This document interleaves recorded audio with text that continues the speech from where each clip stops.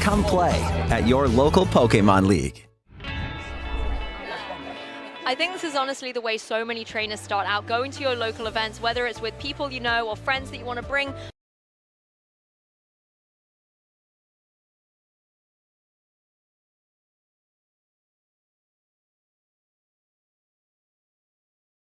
To see which events are near you, and you can go try out your Pokemon skills maybe for the very first time. I've been to so many local events in my hometown, and it's always great fun catching up with people that I meet there, and I'm trying out new interesting Pokemon that I maybe want to bring to these major events, and I've had some myself going to oh shit. and maybe that's why I enjoy them so much as well. Don't tell me that's too loud. Like either it's a new experience for someone, or for maybe Does this sound good, Chad? with a regional or an international coming up. Please tell me I didn't break your ears just now. Oh my god. It like peaked. Is it good? Is it normal? I have no clue why it wasn't working. Ears are bleeding? Are they really? Very Good. interesting matchup to see. She's bringing the Unova Stunfisk and the Ariados. It should be fine now, right? Not today, but What's I going remember on? Joke was really the trainer that brought it into the forefront, and it's great to be able to see it still. Maybe I'll turn it down a little bit. Yes, I think it should be fine. Right? It should be fine. Is it fine, chat? Is it fine? Is the audio fine? Please tell me it's fine. No trolling. Cool now? Okay, okay, great. Great. Yeah, I'm sorry. I don't know why it didn't work. I was like screaming into it though the moment it did work. Because I was a little frustrated. Oh, I'm sorry. Little of gold. Yo, Spyrotastic. Oh there, Buenos Tardes. Be shook. No, you will be celebrated if you say Tomahawk to her. Good meme.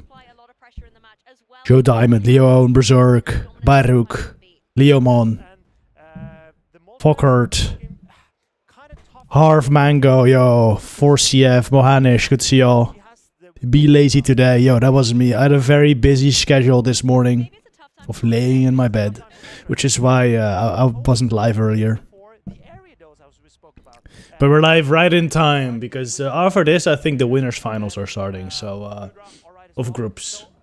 That's pretty cool. Some groups, at least. First, we get to see Amanda versus AG5213. It's the first round of Amanda's competitive tournament journey. She's running Unova Stunfisk and Wigglytuff, a very toxic core. Just what I would expect from Amanda. Also running a very flexible Pokemon in Gator, Drapion, and Dugong. And then Ariados is a bit of a flex pick. I like it. Ariados somewhat low usage right now, but I still think it's quite good. It's looking not bad into this team, beating Serp, Wiggly, well that's really it. But it's fine versus Diggers and Moltres as well, and as well as Goodra. Just Claude has to watch out for, but even there you have play, so... I think Ariados looks okay here. I think Dugong looks free. I think Dugong must come every game. Like, look how free it is. It only really loses versus Serperior, which that's still a fine matchup. I'm pretty sure you win that in 1s and 2s. If you shoot the first attacks. For AG, I guess Diggersby maybe is the safest pick. It has consistency. It has consistency, and because it resists the shadow. So the Dugong looks very good, either in the lead or as a pivot, even in the back, could be fine. The Drapion is very good. I think the Dugong Drapion core. If you don't bring that, you're throwing the game. Okay, Dugong is there in the back. This is not the way I would have liked to see it played. I think bit of a way. Okay, your opponent is choosing a fine time to throw their attack, but he could have just thrown it for 6. This is... AG is super happy with this. But yeah, I think leading Gator with Dugong switch is not the way. I think if she had led an anti-Grass... Because Serperior really is the only Pokemon you do not really want to switch Dugong into. Because now you're behind in energy. You can win this, right? Okay, you get both shields. I guess this is still fine. You know what? Amanda knows what she's doing, actually. She gives up switch, allows the superior to live. I don't know if I love this, but it's fine still. It's fine. If AG would have gone in Claude, I think it would have been more awkward. Because Claude is definitely a worse matchup than Diggersby. Yeah, if AG just went in Claude, this would have been real bad for Amanda, but now it's fine. Well read. Well read by Amanda. What happened there? Is there a one-turn lag? Or did he just stop tapping? I don't know. I think this is looking good for Amanda. The Gator, I think if Amanda farms us down with Gator, she's looking very good. Ooh, okay. I'm not sure if I love that, but, I mean... Okay! I mean, she gets the farm down. Never mind, this was not good. Damn. That's unfortunate. And this frenzy plan is going to hurt this Relegator. Takes it right out of the sky. The sky or the ground. I mean, I feel like it went in the sky. Yeah, game over. Game over. This was a crazy game. I did not know who was gonna win at any moment in this game.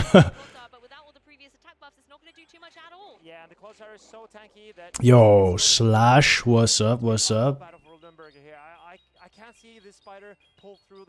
Gamba, probably not today. Probably won't do F many. Well, maybe we'll do winners finals predictions, but I've got so many tabs open right now. I don't think I can manage to do the predictions. Will be another tab. The last shoot was bad. Yeah. I mean, to be fair, Amanda did not know what was in the back, right? She did not know it was Claude. Maybe she's expecting something else that she would need to add ADOS for. But knowing that the superior had so much energy, yes, that was a bad shield. She needed to just put everything in Gator. Unfortunate. I think if she just leads an anti-SERP Pokemon and then switches Duke in case of a bad lead, there's no way to lose. Maybe I'm overestimating this matchup here. I'm probably most definitely overestimating this matchup here, but it's not even a Stone Edge Claude. Like, you lead Rapion, you switch Duke, you win the game, no?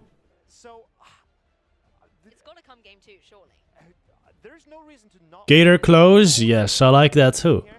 I think Drapion, Dugong, Relegator. I feel like that's just unwinnable for AG. I do think that's unwinnable for AG, but maybe I'm overestimating the matchup here. Ariados, fine as well. I think I prefer Drapion. But I think Ariados is an even harder answer to Superior, right? So it makes sense. Also good versus the Wiggly. Little better versus the Diggers. You don't have to go like all your shields down in that matchup, so.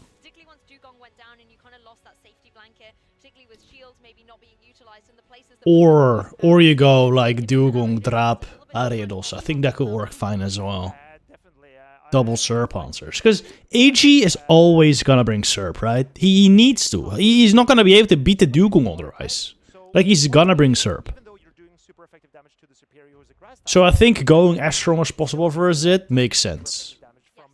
Have you seen users data yet? Yo, one Itzimo, what's up? I don't know. Have we chat? I don't think we have. I don't think we have seen the users data yet. As far as I know, it's not been shown.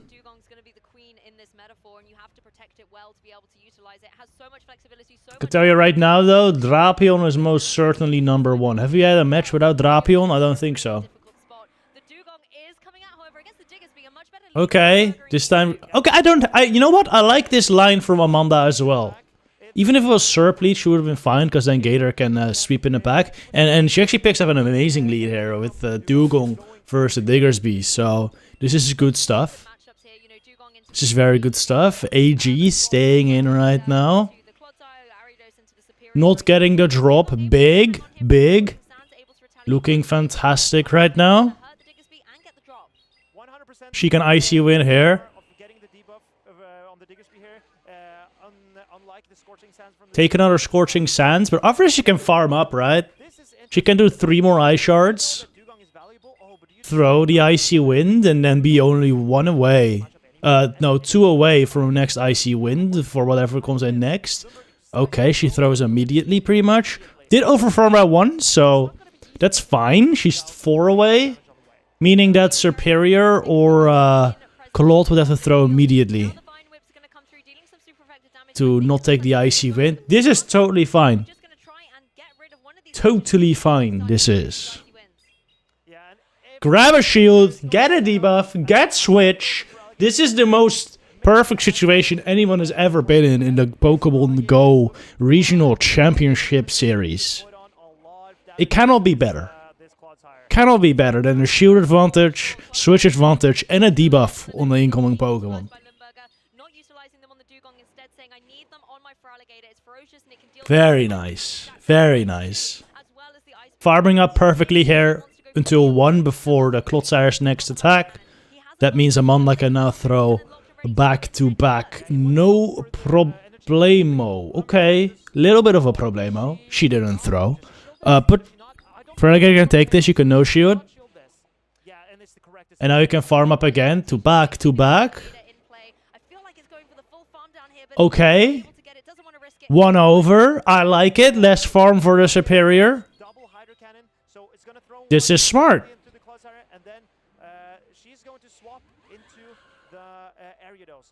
Yeah, it doesn't matter at this point. You shoot this. You shoot this. You shoot this. You shoot this. No, you're gonna debuff now. Oh my god. It doesn't. Okay, it doesn't matter. Does it matter? I don't think it matters. I don't think it matters. I don't think it matters. She will take. She will take the next aerial ace because of this debuff.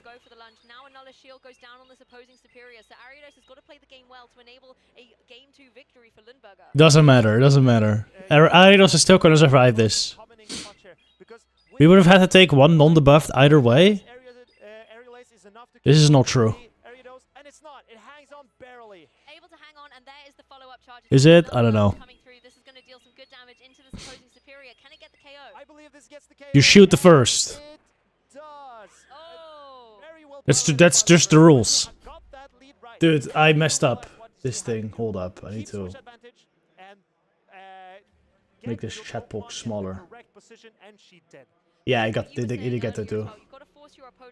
You are right, you are right. Oh.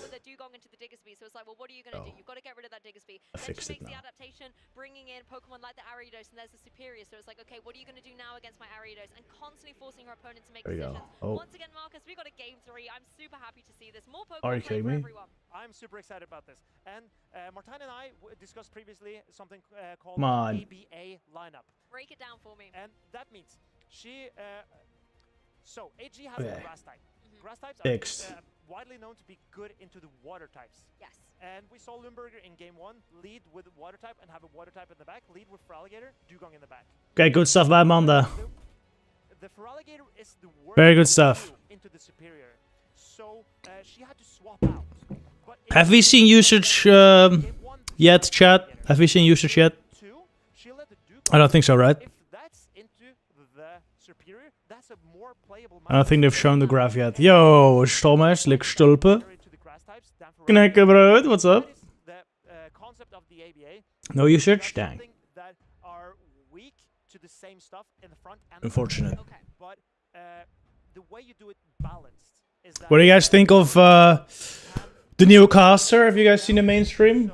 Listen to the commentary of Arceus Aurelius, also known as Marcus. Any thoughts? I like him. I like him. I mean, I know Marcus. I think he's doing well. Norway hype? Yeah.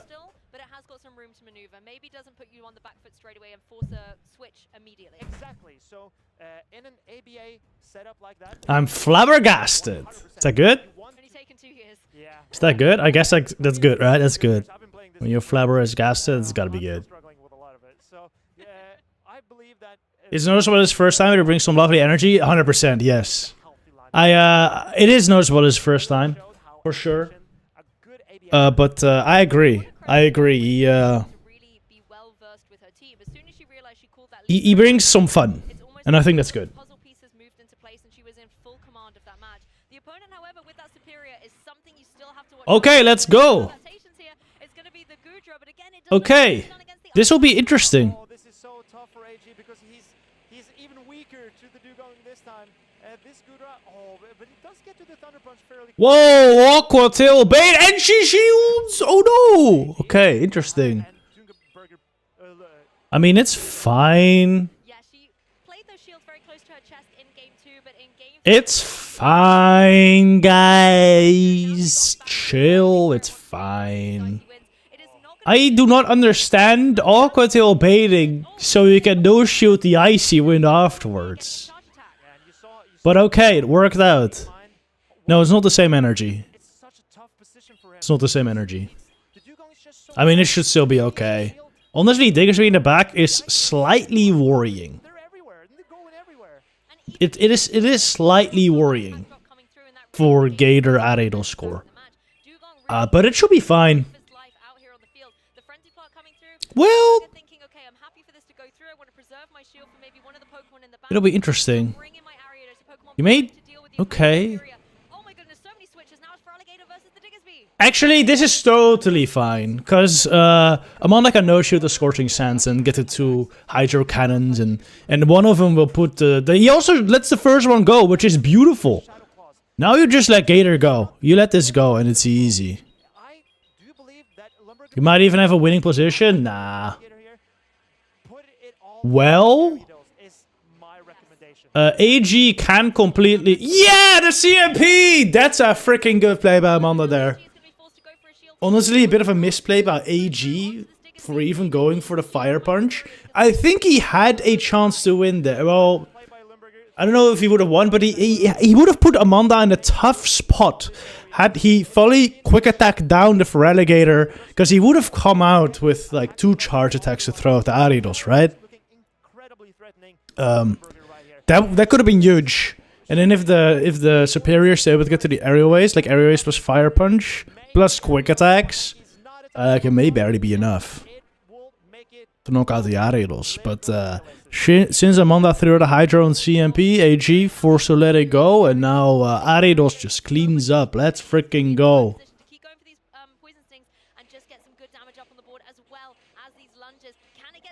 Hey. Amanda, 100% win rate in play Pokemon regional tournaments. Congrats. What a beginning. Very nice. Very nice. Good stuff. Good stuff. Yo, Des, what's up? Yeah. Yo, Alice, thank you very much. We got our, I got my, Christmas Pikachu sweater.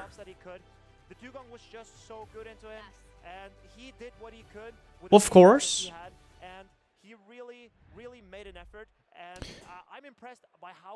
They got a little bit of an icy team here as well, so I figured I would join in the theming, you know. She must probably safe play the Goodrock if Amanda uses the same line each game. Goodrock's questionable. Yeah, I agree. Because, like, Gmoltra is still a play versus a Dugong, right? You could use Dugong or Gmoltra as a bait out. Gmoltra is also very good first set for Relegator at Idol score that Amanda likes. So, I think Gmoltra would have made a lot of sense for sure. More than Goodra. Though, I mean, Goodra is also not bad versus Gator at Idols, right? But Moltres better. So why not? Why not Moltres? I would like to play Aridos on Tuesday, but Corviknight debut. Well, I would still play it on Tuesday. How many people are gonna have Corviknight on Tuesday already? Not many, I would guess. It's not an easy Pokemon to get. You need to do like magnetic lures or eggs, right? So not everyone's gonna have one on Tuesday already.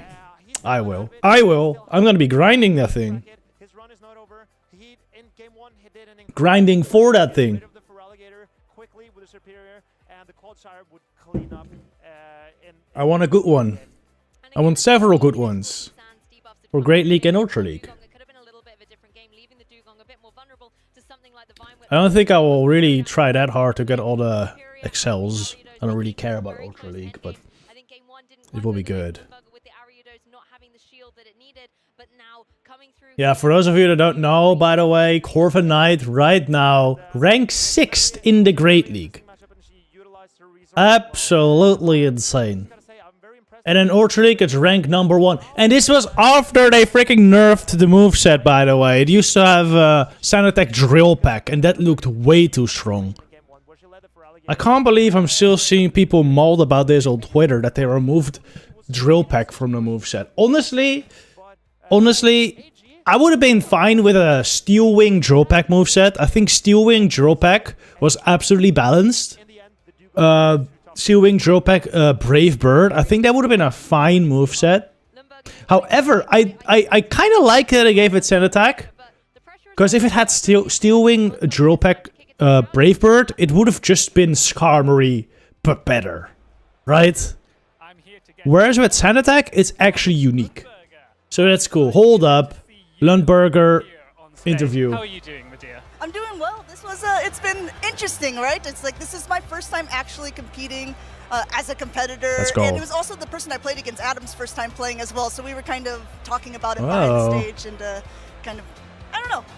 It's a completely different experience. I'll say that much. Yeah. What stands out to you? Because this is very insightful. I don't get to compete all that much either. How different is it? Like, what's the energy like? Yeah, the energy is different. Everyone's been saying like, okay, you'll have to tell us at the end, do you prefer to cast or do you prefer to compete? And I have to tell you, the nerves of competing is something that's completely different than the nerves of casting. Team building is different. I was up late last night comparing teams with different people, coming up with different strategies of what was popular. And yeah, I have kind of a weird team, but I like it so far. Yeah, well, I mean, it did incredibly well. How useful was Dugong in your team? It was majestic. Yeah, I mean, I was looking at the opposing team and I was thinking Dugong is great as a safe swap because nothing counters it. Unfortunately, I just had a really bad lead and I lost count of the energy on his superior game 1. And then I started thinking, if Dugong is so good as a safe swap, it's probably even better as a lead. So I decided to lead it in game 2 and 3, Smart. and that really helped out. Yeah, it very much. It helped me dictate switch as well. So making sure that I leading won, your safe swap honestly generally good and unexpected play. For Alligator was pretty free except for the superior. Yeah, and you were able to avoid that, which was so for us. Dugong is incredible. Like do you sometimes find when you have a Pokemon that's good, trying to decide where to put it yes, and what exactly. that's the hard bit, isn't it? Yeah, but I think I think leading it was the good choice in that matchup there, and yeah, hopefully will continue to do well for me in the rest of the tournament as well. I brought Wigglytuff. I know it's pretty divisive, but there's so many Annihilates, and the other team had a Galarian Moltres on the team, as well as a Goodra and a Wiggly of their own. So I was like, at least it's bench pressure. Yeah, absolutely, and I think it did really well there. We didn't see Galarian Moltres at all. Amanda, I am very excited to see how far you get. I would love to see you in the grand finals. I'm channeling that positive energy. So let's see who else makes it that far, and maybe we'll see a bit more Amanda in a little bit. Carsus, back to you. Nice. Well, thank you. All right, back to Corviknight. But yeah, with the Drill Pack, it would have been way too strong. I kind of liked that it would switch up the Great League meta a lot, but it would have been freaking insanely busted to a level we haven't seen busted before. I think it would be more dominant than Metacham was, right? In Metacham was like somewhat flexible. Like Corviknight is just straight up. Like Metacham didn't really hard counter everything, right? Some of its wins, the Pokemon could play back. Versus Corviknight, because it's a Steel Flying typing, extremely good defensive typing. Like, a lot of the wins were just hard. And the losses not so, because a ground flying dark coverage is just insane. So I think they needed to nerf it. I don't like Sky Attack, dude. I wish it had an actual flying charge attack. I mean, Sky Attack is one, but it's just so low damage. It means a Pokemon like this is the matchup where I'm like, oh man, I wish it was better, dude. I wish it was better into this. right? Like even with payback, like the look at the twos, dude. It's so disappointing, and the fact that Galarian Corsola is gonna be even better off for it. I think it's gonna be even better off for this Galarian Corsola because it's just a very good neutral answer to the Corviknight. Sucks. Let's see straight payback. Like look at this twos. It's disgusting, man. It's just disgusting. 95. Like come on.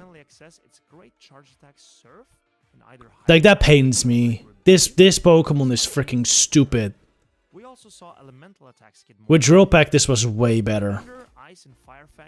Even with Steel Wing Drill Peck, this was way better. Look, with Drill Peck you can actually win ones. It's bait dependent somewhat, but it's fine. You can also. It's better. Like you could run Steel Wing, Sky Attack still, and then you have a fine matchup here. I think you win ones with Steel Wing. But it's bait dependent, and like this is just too slow. You can't run Steel Wing, Sky Attack, Payback. You just run Skarmory then with Brave Bird, I think. This one doesn't hit Sand Attack Breakpoint. I don't think there's a Sand Attack Breakpoint versus Corsola, right? There's one versus Diggersby I know of. I don't think there's one. No, there's none versus Corsola unless it's versus bad Corsola. See default. No, there's none. There's an Astonish Breakpoint. Slash. Well, there's an Astonish Breakpoint for Corsola to hit against Corviknight, but there's also a Bulk Point. So that Corviknight can pick up. To deny it, I think. But yeah, look at this. I don't get why people think this is healthy. Like someone explained to me. Anyone in chat think this moveset on Corviknight was healthy? Why? Because look at this. Just Sand Attack Drill Peck. 80%? That is without even payback. With payback, 87.5%. Like what? This is never healthy. I don't get why people were arguing that this was good for the meta. Like okay, it's good for 1 week. It's good for 2 weeks maybe, because we get to find out what the new meta is. But then it's shit, because every team will have Corviknight, and the meta revolves around Corviknight, and a lot of Pokemon are just unusable or straight up RPS because of Corviknight. So, if anyone did actually argue that, they were, I don't know, man. I feel like I've seen more people be mad about them getting rid of Drill Peck and saying they should have kept Sand Attack Drill Peck than the other way around. But maybe that's just there's a certain bias, right, to negative opinions. Because if people agree, they usually don't say, but if they disagree, then they do say. So maybe that's why. Look at Ultra League for Sand Attack Drill Peck. I don't care about Ultra League, but yeah, it was gonna be insane, right?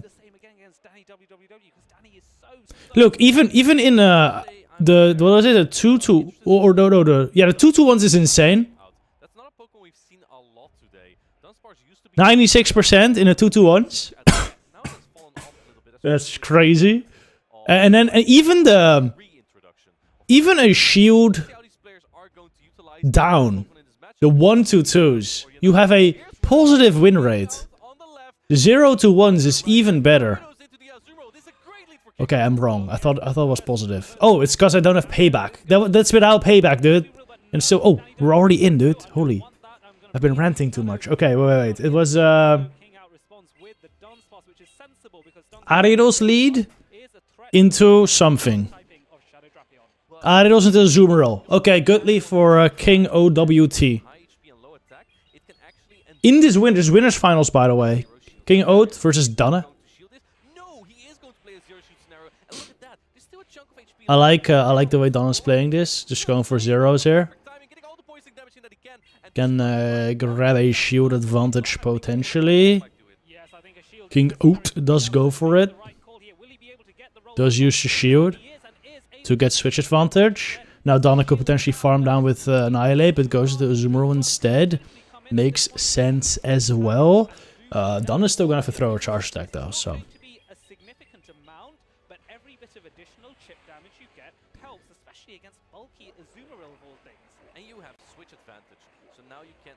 I think Donna may switch to Annihilate at some point. KingOWT does have the Talonflame for it, but that's not an incredible matchup. It's like fine, but it's not incredible. Donna going for full farmland. Okay, I like it.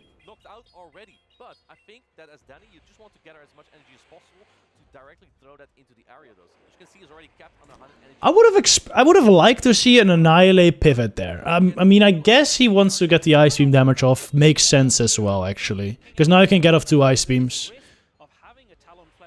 Yeah, I guess that makes sense. Would have liked to see a lunge there, maybe? I think a lunge was worth it. I guess if you know shield, it's kind of awkward. But now you're...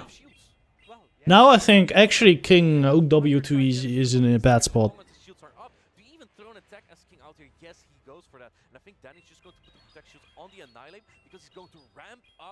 I mean, if you're gonna go for a Corviknight, magnetic lures are probably way more consistent method of getting them than eggs, no? This is all gonna come down to if this Annihilate can get the 2 Rage Fists versus the Aridos. And it should be able to. Yeah, it already has 2.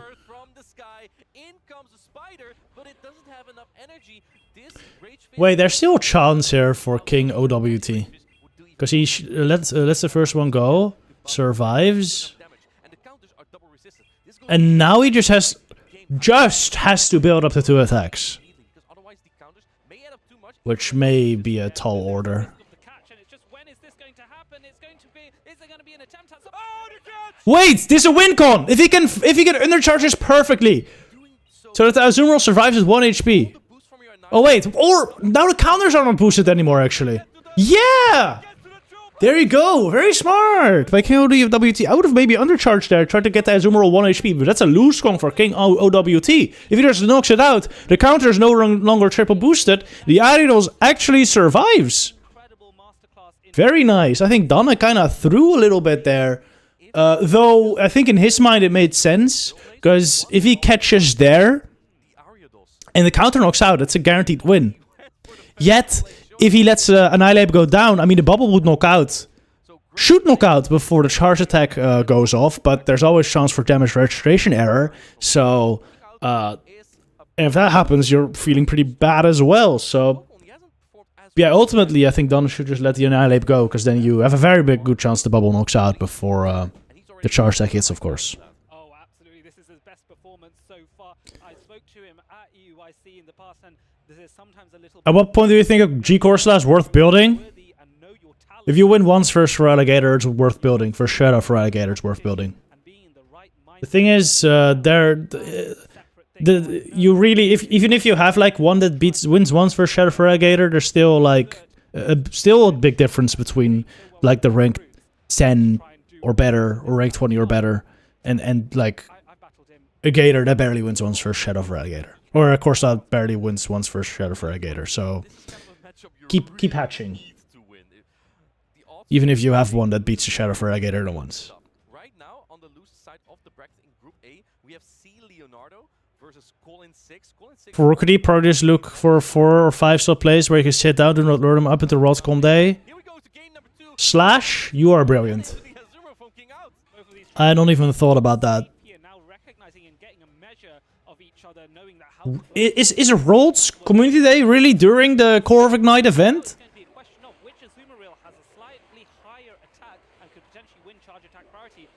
I am worried that the Rookie D spawns will be taking over will be less during the World's Community Day though. I am worried. But maybe it's fine.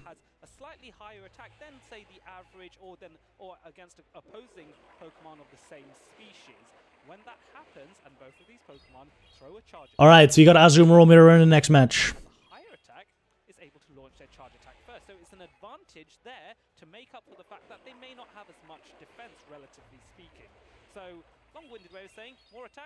Oh, you said couple minutes before the end. Oh my god. I didn't even read that part. That is so smart. Okay, KingOWT is an interesting spot here.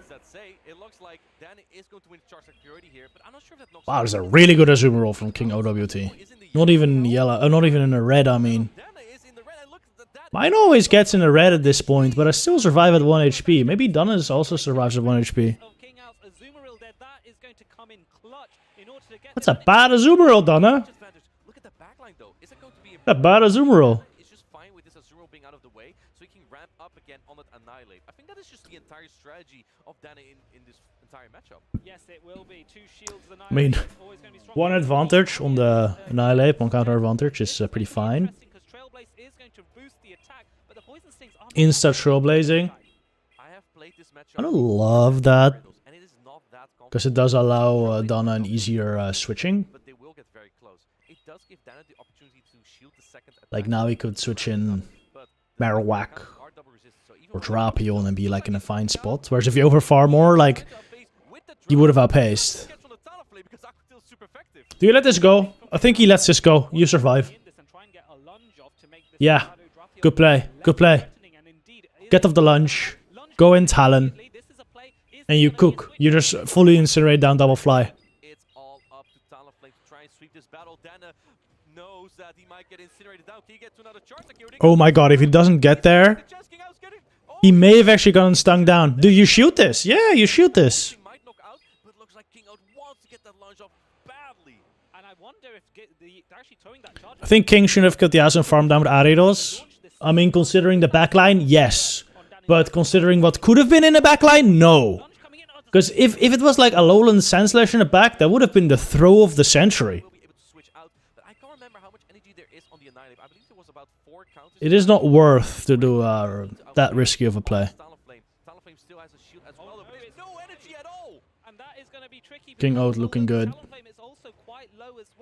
Gonna get to 2 attacks here before double Rage Fist. Doesn't matter. KingOWT's gonna drop a shield here, and Talonflame's gonna live to fly another day. You need the entire fast attack pressure here as Dana, but the fast attack pressure also on the Talonflame side hangs all. Oh, that was risky.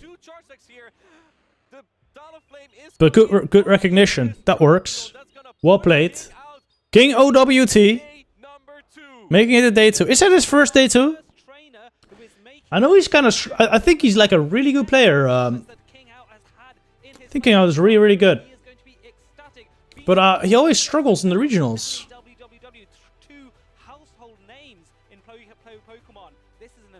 Yeah, he has struggled very, very hard. Dude, I remember playing him in Liverpool, dude.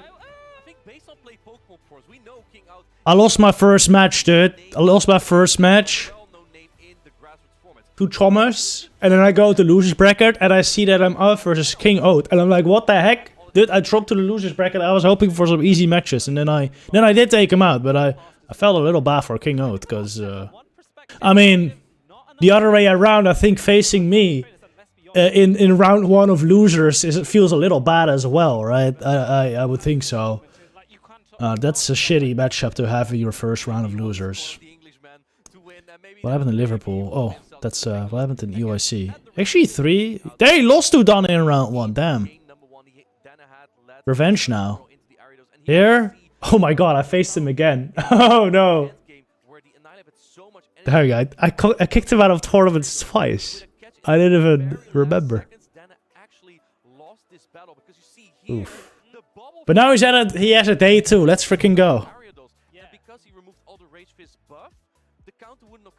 He's a really good player, dude. I've seen him do really well in practice tournaments. I'm pretty sure I've played versus him in practice tournaments. He plays well. So I'm surprised it took him this long to have a good result, but I'm very happy for him. I mean, he only did 3 tournaments before this, so that's not that many, I guess. But I think he's good enough to have reached a day 2 before. Yo, Pokesaurus, Ammon, what's up? How will we be able to obtain Corviknight? It will be in eggs, 2-kilometer eggs, and in magnetic lures. Meta would have been more Preco, Corviknight, Drift, or Talonflame? Yep. And Annihilate. Because Annihilate versus Corviknight is not that bad. Even with Draw Pack, it was not that bad. If you have an energy lead, like Annihilate is better. Now, the matchup is actually kind of bad for Corviknight. versus Talonflame. Both of these Pokemon are doing super effective damage to each other with their fast attacks, but Charjabug uses Volt Switch, which Yo! is a Community Day move. And Volt Switch is a 4-turn fast attack, 2 seconds, which means you can throw a charge of Volt Switch. And if No friend codes! you can launch it straight away, and Talonflame can't do a thing except take the discharge. Right? Well, that's enough about Minus 36? We do have a Yikes. Out of pocket on the left, and on the right we have the leaf turn. Yeah, I'm not doing. I have a. You know, I like the plan of doing the lures at the final minute a lot. However, I know one spot in town that has a lot of stops, and I know that it's always freaking lured up during community day. And there's no way I can tell all of my locals to not lure them so that they can lure at the end of community day, right? There's like no way. I'm hoping my home stop. I'm hoping I will just not lure my home stop during community day, and hopefully I can magnetic lure But OutOfPoket, fabulous trainer again, a trainer with at home. Yeah, I have a home stop. Yeah. I will just try to do it there. The problem is that I'm not the only one living on this stop, and it sometimes gets lured by other people. So let's just hope that's not during the Worldscom Day. I don't think the Worldscom Day Classic is that exciting anyway for most people. So your map is always full of spawns when you go to the overworld. Yeah, dude, I am lucky with that. But that doesn't influence the rookie despawns, no? Magnetic lures are just like one spawn, 2 minutes, I think, or 1 minute. 2.5 minutes. I think they're like double regular lures, like spawn frequency-wise. Maybe I'm wrong about this. I don't. Aren't regular lures like one spawn like every 5 minutes? very surprised that you mentioned Jumpluff then in a positive light as well. Did it pain you? We don't talk I'm not sure. That's like really bad, isn't it? Maybe they're better, but I don't know. Look, if you have a duck trio, Stone Edge will do a lot, but from this Oh, one every 90 seconds? Okay, that's not bad. Okay. Magnetic are 45 seconds or 1 minute. That's not too bad at all. Yeah, if I can get 3 hours of even a singular lure, that'd be awesome.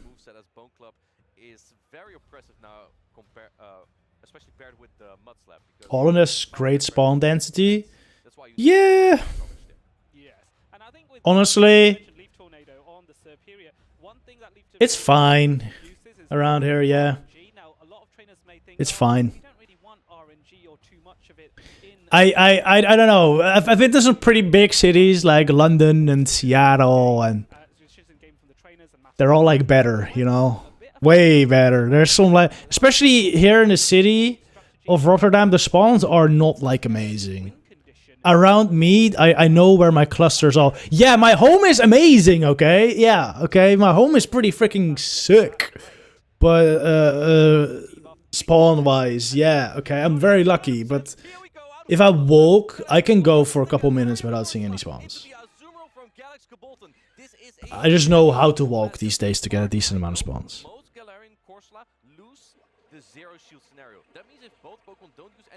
Alright, let's go. Winners finals. OutOfPoket versus Galax Kabolta. Let's freaking go Galax. We need someone to stop the Americans.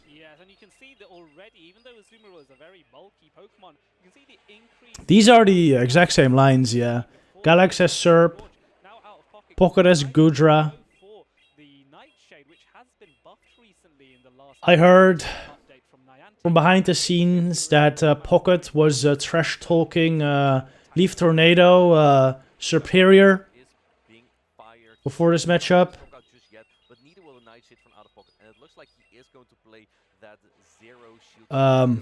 Let's hope that doesn't come back to bite him. Dude, this is a really good Corsola from Pocket. If you have a bad Corsola, you can not get to the 3 Nightshades here.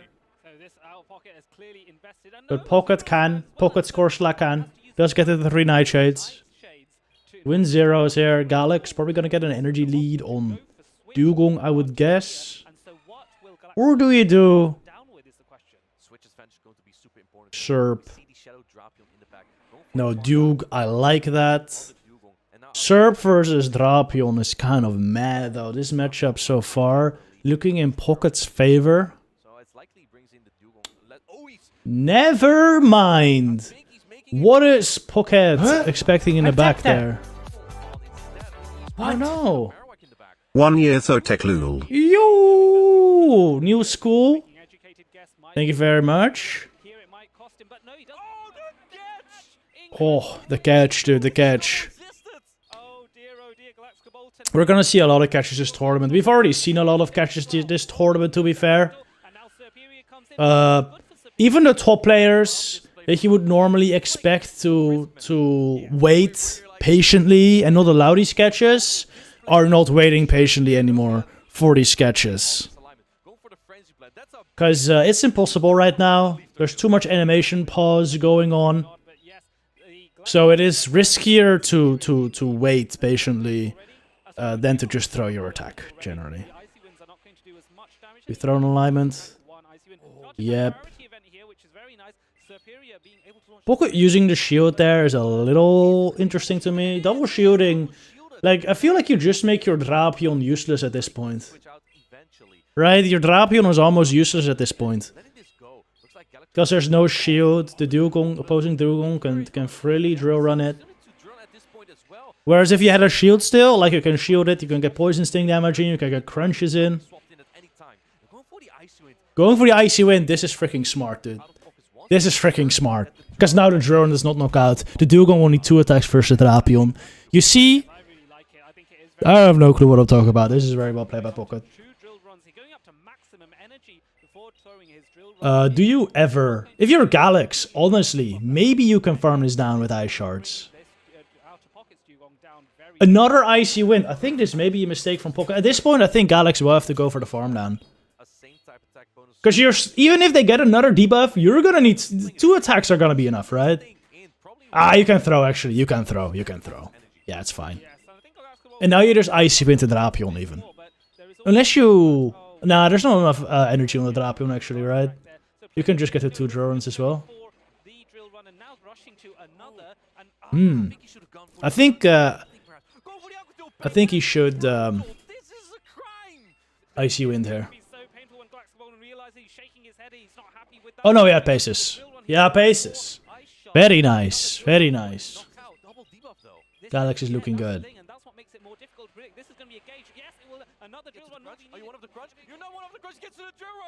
Very nice.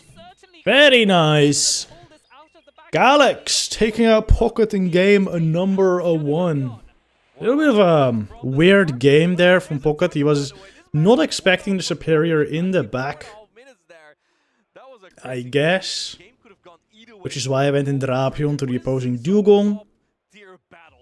Poket just wasn't familiar with Galax's game, I guess. Anyone that knows Galax knows he will bring superior every single freaking game. Especially into a lineup like Poket's. In my eyes, there is one good superior answer there. In Drapion. Because Gudra doesn't have neutral charge attacks, right? It only has resisted charge attacks, so superior is a lot of play there. I would think that in Galax's eyes, there are 0 good answers here to superior. Because Drapion is kind of meh as well. So I think Galax right now is thinking that the superior just destroys everything and will bring it every single game. 100%. And the Poket has to expect that. Visa Hru, that's Gal till. Show how it's done. Let's go, Galax. Scandinavia is rooting for you. Let's go, Sweden. It's the best of 3, Ashreet. Best of 3. This is winners finals of the group stage. Still best of 3. Best of 5s are in the winners grand and losers finals of day 2.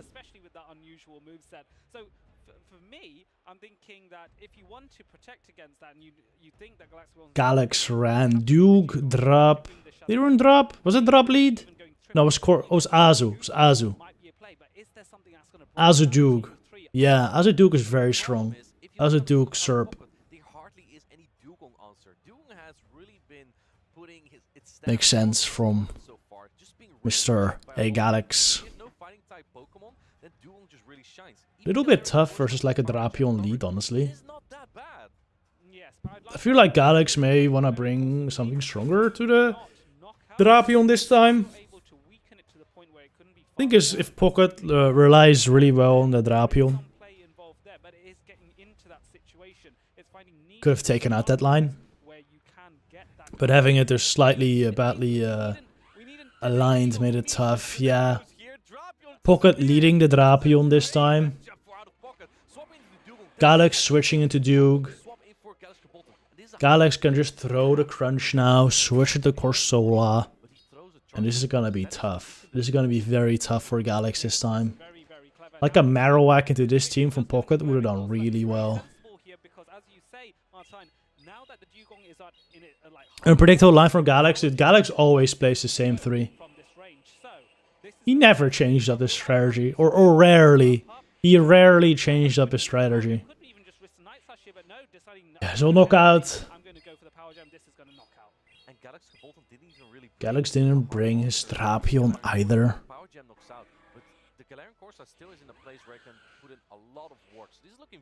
I think Galax can just farm up to like double. I think this is a mistake. Because you're not going to be able to knock it out. This is not going to knock out.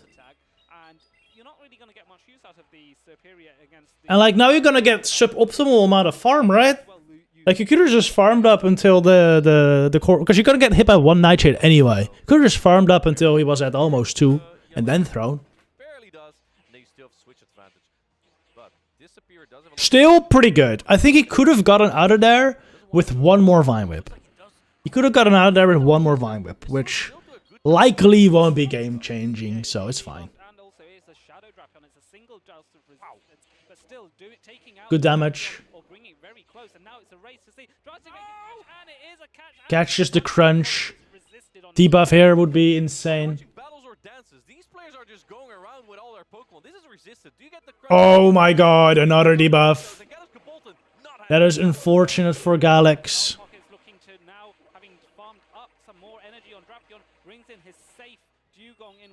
Pocket bring out the Dugong now. I mean, maybe the debuff is not that game-changing as Galax would shield the drill runs no matter what. Even non-debuffed, he would have to shield these. Galax lets it go, maybe expecting Icy Wind. I think this game was Pocket's either way, to be honest, because Dugong was really good no matter what. And Serp has like no health anymore. So was Azu. Even if he had shielded that, it would have been too low to take care of Dugong.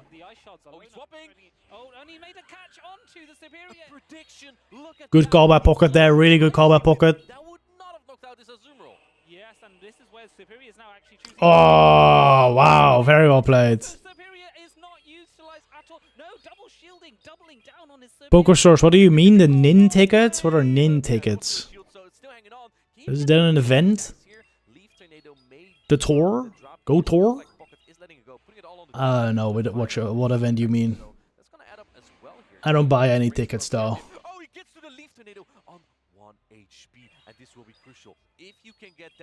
Oh, no, nope. He does get the debuff, dude. That's a Juron knockout. Juron, he's gonna survive it. I think he may get to play rough now. But the play rough won't knock out. Okay, he doesn't get there. That would have been insane. That would have been insane.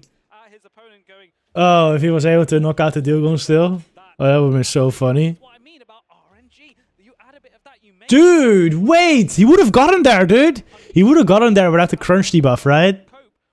He would have legit gotten there, because he would have taken less fast attack damage from Poison Stings in the Ice Shard. So he would have actually got that attack if the crunch debuff didn't apply. Earlier on. Very lucky for Pocket, very lucky. Yes, he did, and this is what it comes down to. Being Leaf Tornado, dude. A bit of luck and a good amount of prediction in the start of the game, but trying to hold on to that advantage when Galax Bolton will throw every Superior, every Leaf Tornado at you. I would like to see a KingOWT, dude. Pocket's gonna keep playing Drapion, Corsola, right? I think KingOWT makes sense. There's no SERP. Out of pocket, he needs to play out of his mind. That's what he needs. There's two answers from Pocket for the KingOWT, which is Dugong and Azu. Game number 2. But both of these are tough to run in the same team because of Superior. Any point swaps in the Dugong. Pocket is also forced to bring Drapion 100% because of the Superior. You know what? Just bring KingOWT Superior. Shadow Marowak and the Gudra. Like, there's very little that can go wrong with KingOWT Superior, right? Of course, on the Azumarill. Like, let's say he does bring all the answers to Superior, then KingOWT's gonna pop off. If he brings the answers to KingOWT, then Superior's gonna pop off. Having your own Dugong is that you will slow down your match. So, there might be a more efficient way to knock out your opposing Dugong. But I think you should bring the still might be KingOWT Superior core. your Dugong I think it's very strong. wasn't going to have too much utility against the other Pokemon. Probably like Azu, because Azu is also is a very safe Pokemon. Entertainment get in the way of practically getting the job done, which is winning and going to day 2. I think Pocket may bring like Drapion Double Water here though. Number 3, Galarian Corsola into Hey, Galax, not bringing the KingOWT, is bringing the Drapion though. Oh yes, that's unusual. Out of Pocket, staying in with the Corsola for now. He's staying. I think this is a stupid matchup.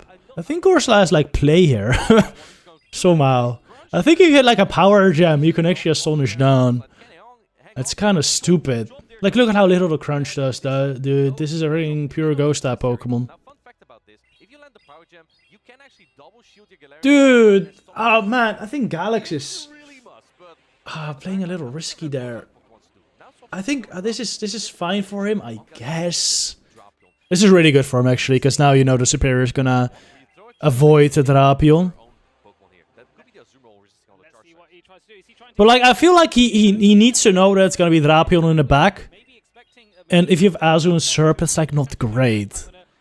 Luckily, Pocket switched in the Drapion here. So now we can bring out Azu, soak the energy, and be fine. And now Serp, shield up, is looking pretty solid, honestly. Have been thrown. Looking very, very solid. Clock already is near, as you can see, for out of pocket. One more charge stack and the switch clock. And no debuff this time, that's huge. Switch out again and get good use out of that. Galarian That's Corsola big. that initially was aligned to the Shadow Drapion. He knows it's due in the back. Doesn't have any Yeah, he probably expects that. the Galarian Corsola did Out of Pocket, yes. no going into Good attempt at a catch. Really good attempt at a catch. play rough is still going to be Keeping himself in the game here. Galax wins. I'm not 100% sure. I mean, Galax does have a shield advantage, of course.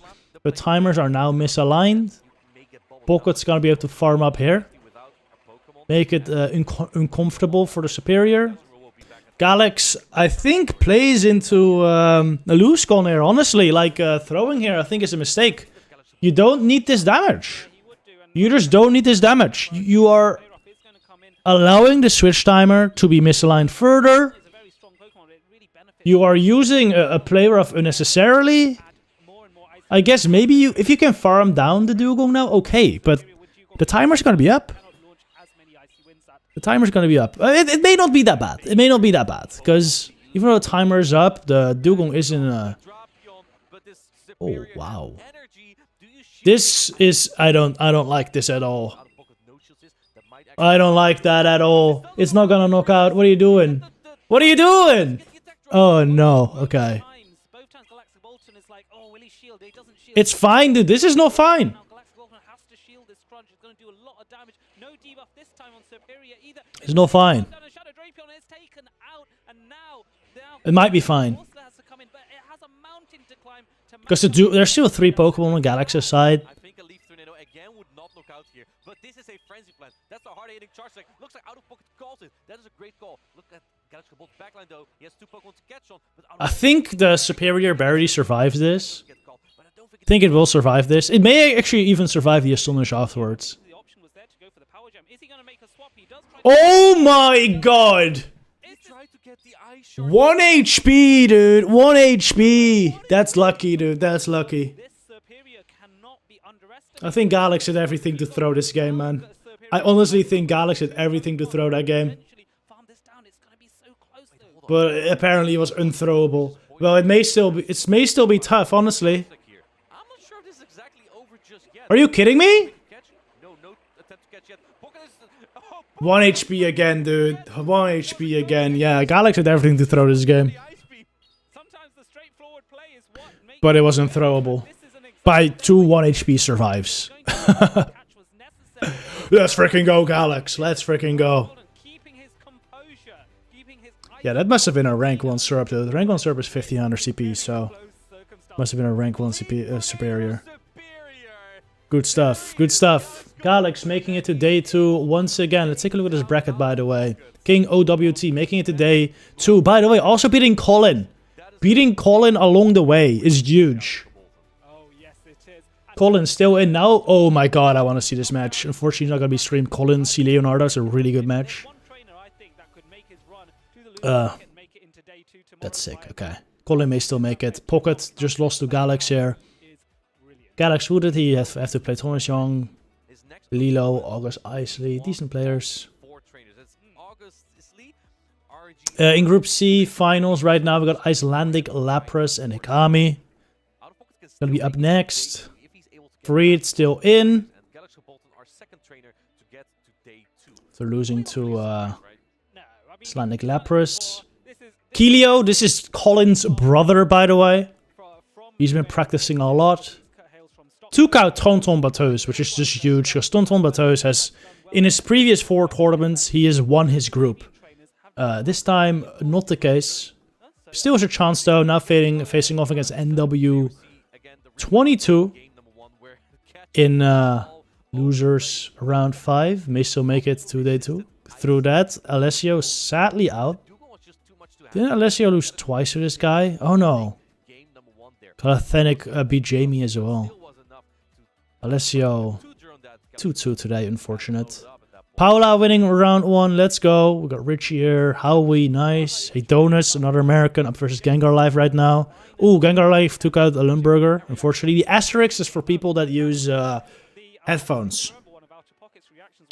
Because the on-floor staff needs to know that, because they have to, like, take off the phone lock to be able to attach your headphones. Are they doing the losers bracket too? Yeah, they are. They are doing the losers bracket. It's just done off stream usually. Birkin's still in. Nessabethan.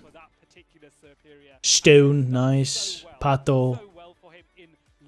Ooh, we got Maxi versus Saad Munir. Dude, Saad Munir is an insanely good player. Really good player. Maxi too, though. But the reason I point out Saad is because he doesn't have many championship points. He doesn't do many tournaments. This may only be his 2nd tournament. Or 3rd. So he's not really seeded that high. He's like a low-seeded killer. Having that in your bracket is so rough. But you know, if you want to win, you gotta beat them all. So, it is what it is. Finally! Yeah, like boom. Yo, Drapion Azu for Alligator, yo. By GBL line. Annihilate, Clodsire, Jump, damn, insane. Jump and Serp, 60% grass usage combined. 60% grass usage. That's crazy. 28% Corsola, 26% Diggersby, Dunsparce 23. KingOWT makes it to top usage. That's crazy.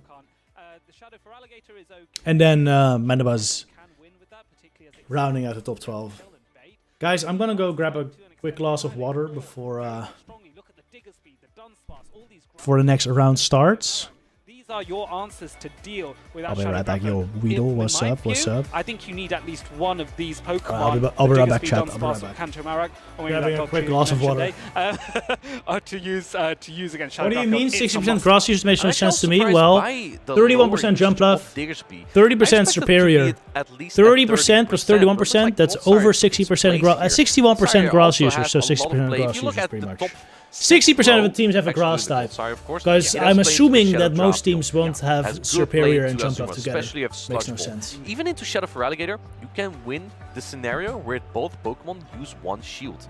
Annihilate, you resist the counters. It is generally not a positive matchups when shields are in play, but Clodsires play there. Jumpluff, Clodsire demolishes that. And then even against other Pokemon in the meta, besides the Diggersby and the Shadow Marowak, Clodsire has a lot of play. I must say I'm surprised Diggersby's not on that spot, but I'm also not surprised because Clodsire just is so versatile. Yes, but that's the nice thing, and also there's an unusual factor. I think a Clodsire that was running Sludge Bomb versus one that's running Stone Edge plays differently. So it's also that complexity within the Pokemon and its moveset that is distinctive as well, and that forces trainers to have to plan for both variants of Clodsire. Speaking of Clodsire, we don't necessarily see any here, but we do see the Diggersby and something rather unusual from Hikami's side. Can you spot it? It is the Shadow Typhlosion, but also the Skarmory. I think he wants to use the Corviknight, but that will not be available yet until, I believe, the tournament in Merida, Mexico. On the left, we have Icelandic Lapras, who defeated Tomahawk UK before. He's a very strong player, and I believe he got very far at the 2024 EUIC as well. Yes, he was a fantastic player. He is also a trainer that hasn't had to travel too far from Birmingham. He placed himself in Edinburgh in Scotland and has come down in order to make a name for himself, well, even more so of a name for himself here at Birmingham and potentially become Birmingham Regional champion. If you look at Hikami, Hikami is a regular attendee at these Play Pokemon events, performs reasonably well, but similar to what you said about Danny, having Yo, we got well, Pocket but in not chat. necessarily made it all the way to the Galax top. is so Hikami another lucky, player bro. that is looking to go that one step So further lucky. and get that glory. He has a lot of top cuts, but he doesn't have a medal just yet. You only won because of the crunch debuff in game 2, dude. A top 10 Just saying. EUIC. Without that crunch debuff, tournament, so Hikami does have what it the takes to Azumarill get would have far in gone to the tournament. play Of rough. course, you want to convert Alright, it into a and day knocked out 2 your Dugong performance because it was into surely a in medal play rough potentially. range. And for Icelandic Lapras, in his last 4 tournaments, he went top 17 3 times. But here we go. We have Icelandic Lapras on the left. Alright, let's go. Icelandic Lapras versus Hikami. This is a decent lead for Icelandic. Really good lead for Icelandic Lapras. Hegemon, you will never be able to do that. No, that's not happening, Hegemon. That's not happening. Alright. The bait, the Aquatail bait here. No, has a stage. Aquatail bait. Shields immediately. Little wicked, Shadow Annihilate. but makes sense. Go for the Rage Fist. Can you get to another charge like here? You think as the Shadow Drapion? Ooh, okay. I like this no shield if you can get to another attack. Yo, Hikami running Skarmory? My freaking hero. Let's freaking go. Double rank 1 survival's brutal. Yeah, dude. Honestly, Galax had everything to throw that game. Exactly how he wants to play this. In comes the That was. soak up all the damage. You played that way better than him. Saving the attack though. But he definitely got bailed out by those 1 HP survives. That was crazy. Did he say they were rank 1 as well? Azumarill is just always Insane. Oh yes, it will be. What's interesting was Dude, Skarmory shield up is deadly. But I don't know if I can take out Corsola at this point. Without some bait shenanigans. And Icelandic Lapras can just no-shoot the first and be fine. Yeah, switching in Skarm. into the Skarmory, taking Shield, farm down. play. I think that the Azumarill could No have shield! better as it is resisted there. But probably just wants to farm some It's energy game over. on this Annihilate in case the Annihilate comes back. It's game over. debuff there on the Skarmory, which is not Debuff as well. to be fair. Did Pocket win his match? Get some energy and is able to launch a Brave Foot. It No. might the fact that it's already been No, he's in losers finals though. see what comes in and Pocket is making day 2, I am sure of it. straight away. I'm not surprised we see a shield here from Hikami, because if you let this go, you might just get astonished down all the way. In comes the core slug, because otherwise Okay. you might get farmed If you farm out, oh my god, these Astoners just are doing so much. a lot. This should be illegal. This is Astonish damage. It's just a single debuff Skarmory. Skarmory is kind of bulky. Go! Zoom! Oh, let's say go. What? To the yellow. And Horsela's bulk is so impressive, it's able to withstand That makes no sense to me. attack priority event. These are 2 bulky Pokemon that Galarian Corsola actually wins charge attack priority, I believe. Because And Hikami was always able to switch out there. Why would you let that go? Okay, he's gonna force a shield and he that comes works. That works for Hikami. Coming through, you have your last protect shield here to use.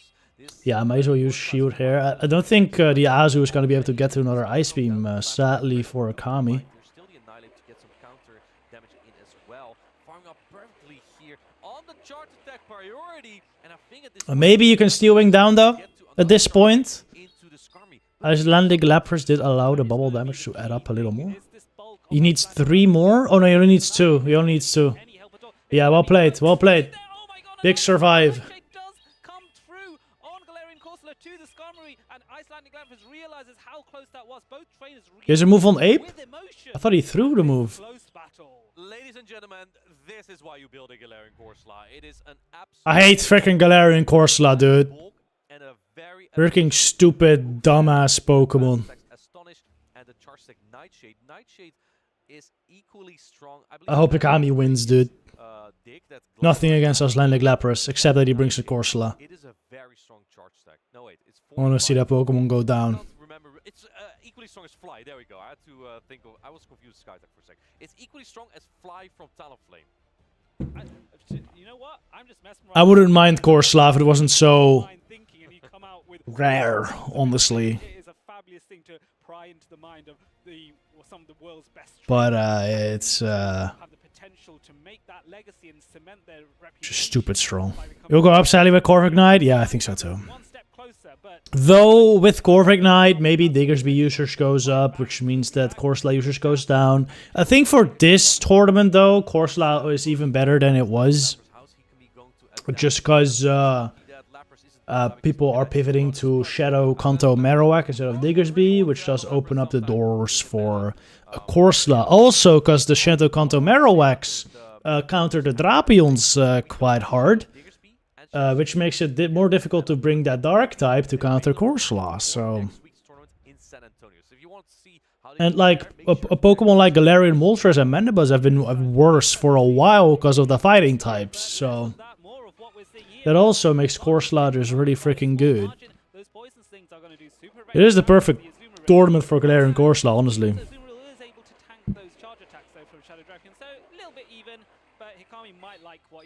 Rank 82 best buddy? Dude, so that's an insane Corsola. Could be better, but that's pretty good. Any of the new Shadows good? The new Shadows being Diggersby and Superior? Oh, there's more, but those two are the only ones that are fine. I don't think they're better than their normal variants, but get them anyway. I think the main thing to get from this Rocket event is a Return Diggersby. I think Return Diggersby is absolutely legit. So a purified Return Diggersby. That is the one thing you want from this event.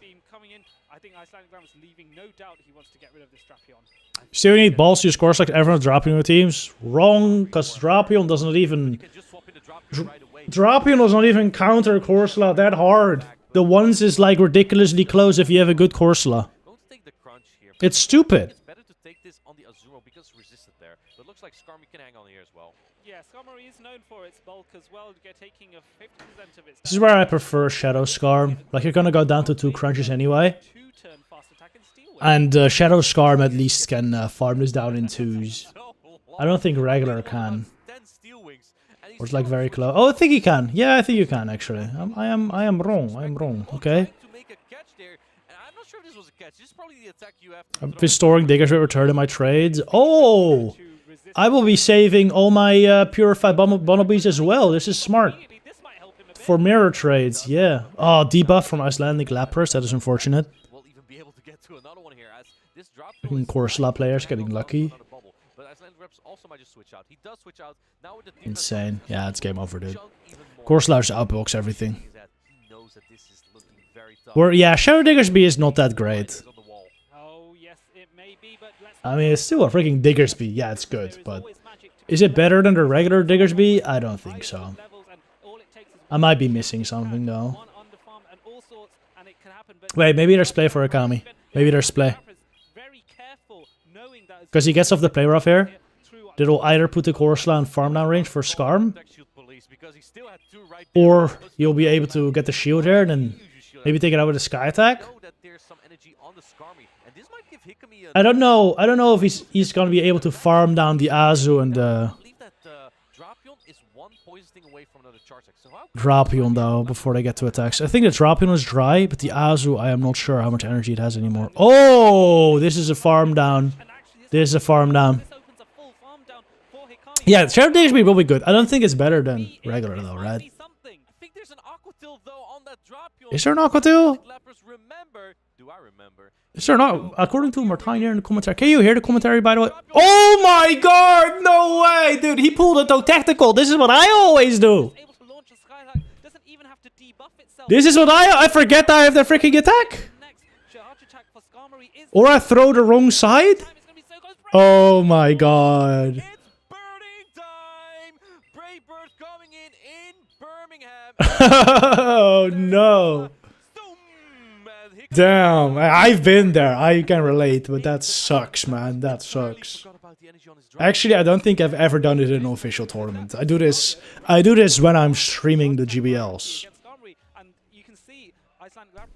Luckily, never in an official tournament, but I can see it. I can see it.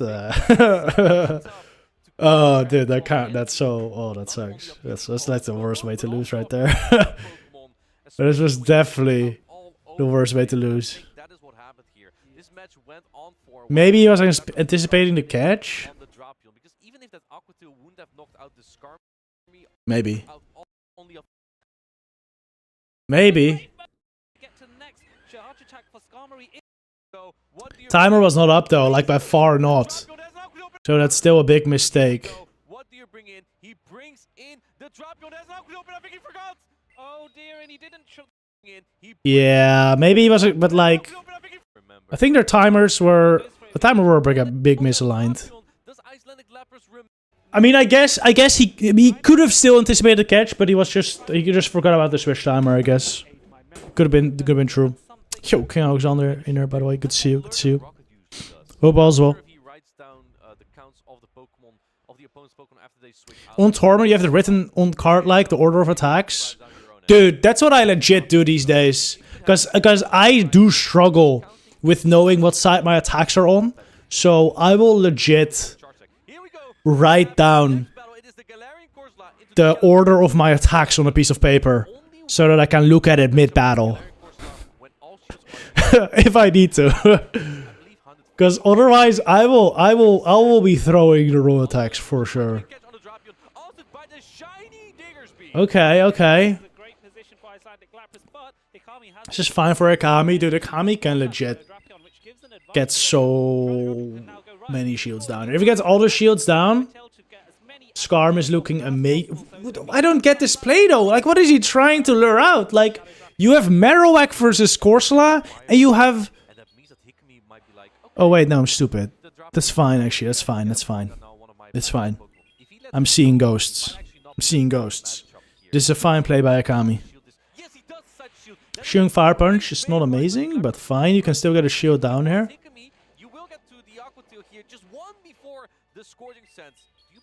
Icelandic Lapras, by the way, going insanely weak versus Superior. It's a little crazy. Oh, wow. Good play, man. Good play. This better not be rewarded by a freaking debuff now. Oh my god, are you kidding me? I hate that so much, dude. I hate that so freaking much, dude. Stupid freaking Diggersby, man. That may be the worst part about Corsola, is that Diggersby is also even better now. You almost need to run Diggersby to beat that thing. And then you get situations like this, where you got a freaking bulky Pokemon spamming off a 30% debuff move, and it's freaking boring. Like, come on, man. Oh, throw an alignment. Oh, that's a bit unfortunate. What's he saying?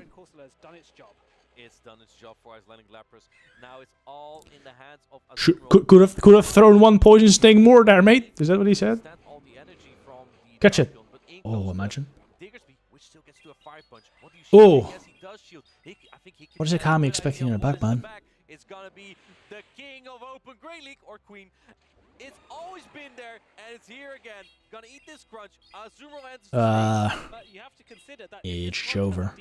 Then this is gonna make Kanto Marowak's mud slaps and mud bombs more no droppies. And is he gonna get the full farm down before the next crunch comes through? Oh, he saves it. Oh wow, and a switch and immediately throwing a charge attack as well. Oh man, I don't think Hikami had much play there. If you get a defense drop, maybe a Bone Club could potentially. But like, this was definitely not it. But it didn't matter. It didn't matter. He didn't have any play there. You gotta try something. This is what he tried. It was a good attempt by Akami, but this game was just very tough. It just showed. I mean, I like Skarm, but in a meta with so much freaking bulk and and fast with pressure like this one, Skarm just doesn't work right now. I think, like, Diggers, Corsola are terrible matchups for it. Actually, Diggers is fine, but it's still not great. Corsola is just bad for it. And Icelandic was bringing Corsola every single game. Stupid freaking Pokemon, man. Stupid freaking Pokemon. I jinxed him so hard, because I know what happens to me in these kind of scenarios, dude. Colin is out? Really?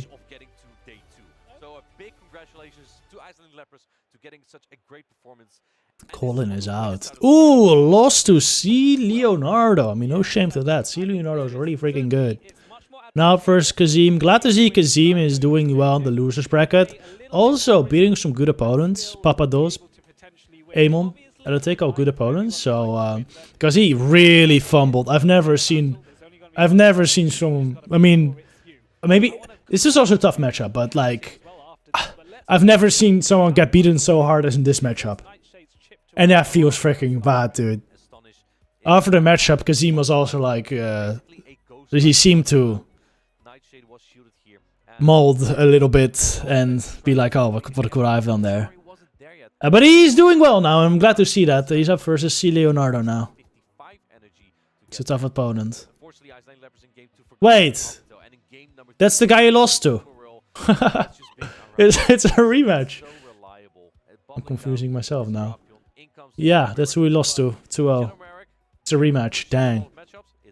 It's a very tough matchup for Kazim, because the Leonardo is weakly tough, and Kazim has like Guzzlord, Zapdos, Annihilate, and then another Pokemon weak to weakly tough. It's like 4 Pokemon weak to weakly tough. Okay, what was Anacor versus the Riev. Looking at this group, these were definitely not on my list to make grand finals, but because you got Tauntaun here, we got a Mind Joke, we got Stun. Jamie's made day 2 before. But I know the Riev, I think, has done some practice tournaments, and they're definitely good. And Anacor as well. Anacor knows what he's doing, so... And they took out some good opponents, so this is going to be a good battle for sure. Gotta be interesting to see what they bring. Also, we see Paula still playing.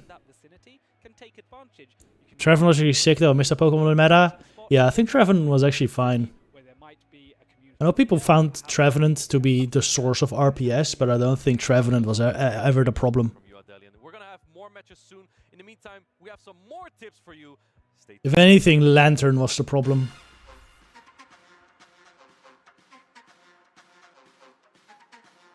Lantern and Noctowl were too good. Trevenant was just the anti, bulk Pokemon. Because Trevenant beat Lantern, beat Medi, beat G-Fisk, and these Pokemon were everywhere, right? Like, if you didn't want to play RPS, you brought Trevenant. Because otherwise you were just gonna get outbulked or RPS by like the Lanterns, the Metachamps, and the Stunfisks. What makes a great trainer is someone who's passionate about it and motivated enough. Then there was Noctowl, though, that absolutely hard countered it, which made it RPS, but I don't think Trevenant was completely the cause of the RPS. Good trainer is someone who is That's Owl. and open-minded. More Lantern, actually, because Lantern was insane in neutral matchups, right? Lantern was just stupid strong on neutral matchups. If you didn't not have a grass type, you were just at a bit massive disadvantage. Pretty much needed a hard Lantern answer, otherwise you're gonna be in big trouble. Looking for parts of the game that are within your control, and also you just have to have this certain eye for the game, right? Like you can look at a board state. Buff Lantern, buff Noctowl, buff G-Fist. This one's actually unironic. Yeah, G-Fist is absolutely terrible right now. I wouldn't... I mean, I do not want G-Fist to be back in the meta, honestly. But if they do a move update and it happens to buff G-Fist, I would not be mad about it. I just don't think they should target G-Fist with their move update, but maybe they buff Rock Slide. Because we want other Rock Slide Pokemon to be stronger, like Kanto Marowak, for example. No, we don't want that either, but... Like Earthquake, for example, I think Earthquake could be buffed. Ah, no, because Clodsire has it. Never mind what I said. Let's say Clodside did not have Earthquake, then I think Earthquake could be buffed. Because like a Swampert is cool. There's other ground types with Earthquake that are cool. Just not Clodsire. It's too strong, so. But G-Fizz, like G-Fizz with buff Earthquake would be like fine, right? Would still be fine. So.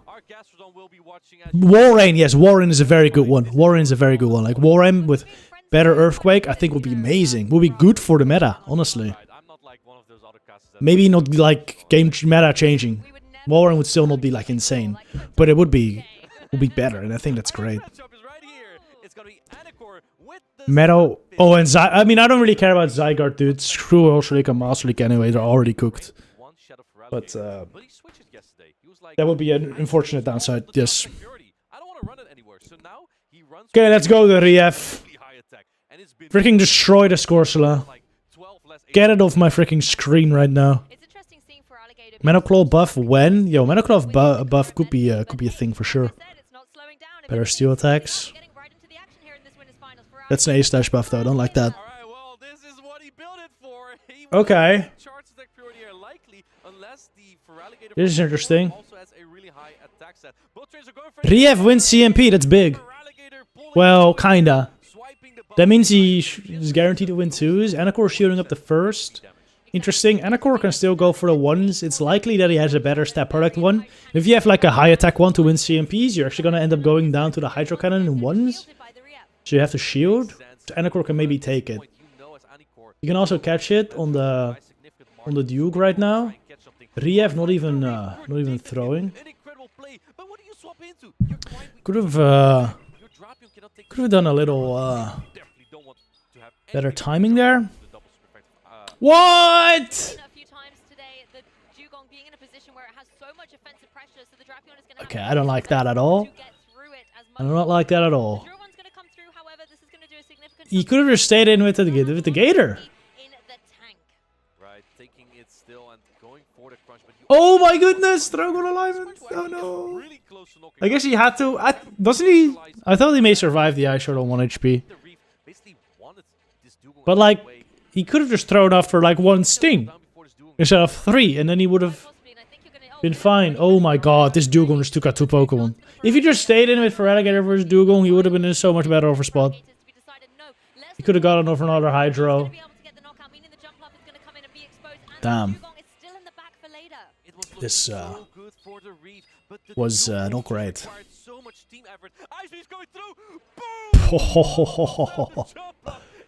Goodbye, jump. Goodbye. Alright. Yeah, Rief is gonna have to go back to the drawing board, because that line did not work out for him. That absolutely did not work out for him.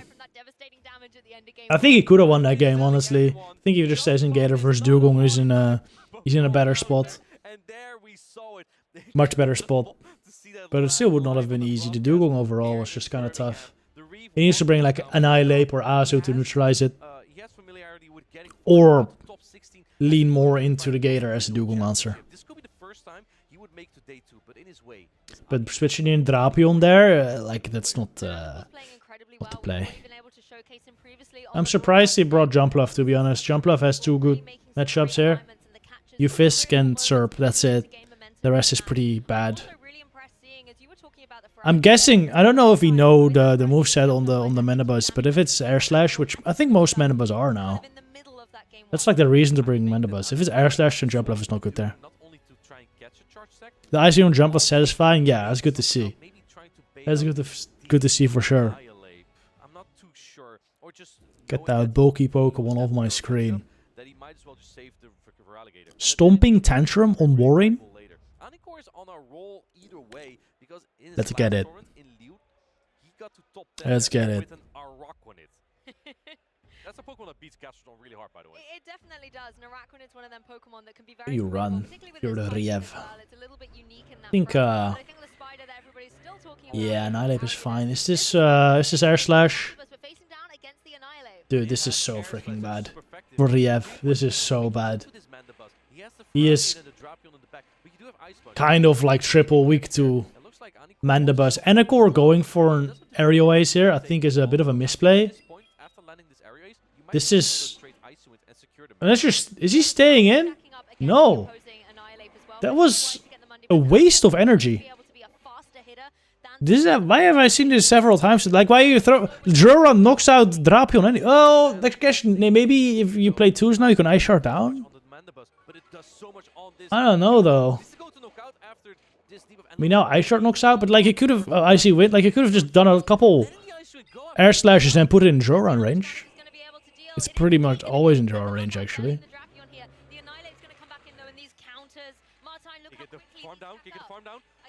Oh, man.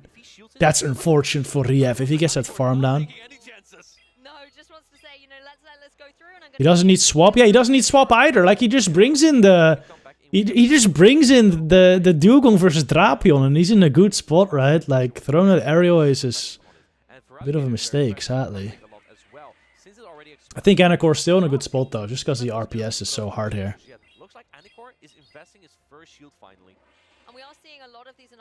No way this Gator cleans up versus a Mandibuzz and a Gator. Once again, we're going to be able to see the Amandibus try and apply some pressure, but there goes the shield on the pretty vulnerable Feraligatr. And in comes his own Feraligatr. Good news is that Riev should be able to switch out at some point. Once again, this Feraligatr is coming out on top in the mirror match. Right. Reveal that final shield coming through. So it's going to leave Anacor a lot more vulnerable as the rest of the game plays out. If you throw the Hydro, switch it to Ape. The problem is, Ape is probably gonna get farmed down. But like, otherwise, I don't think the Gator goes down. Well, you win CMP. Maybe you throw an alignment and you hope this... Actually, this knocks out, dude. This does knock out. I think it only doesn't knock out if it's, if you throw like one before. Yeah, okay, nice. Wait, Riev wins. He gets to the ICU now. Yeah, okay, well done. Whoa, no, the loose god, are you kidding me? No. Wait, it's fine. It's fine. It's fine. It's fine. Let's go. Let's go. Okay. Oh my god. Okay. We're good. He just needs to remember to throw the Hydro. Oh my god. This is a freaking game, man. This is a freaking game. Unfortunately, uses all this energy for such little damage onto the opposing and definitely not the reward. I've definitely done that. I've definitely done that. When you think the Pokemon is down and you just throw the Dark Pulse into the 1 HP. Because it wasn't down. Oh my god. Can you say hi to the YouTube viewers? No. I will not. I already have, dude. I already have. We talked to the YouTube viewers. We got Alice right now in chat saying a game of all time. And I agree.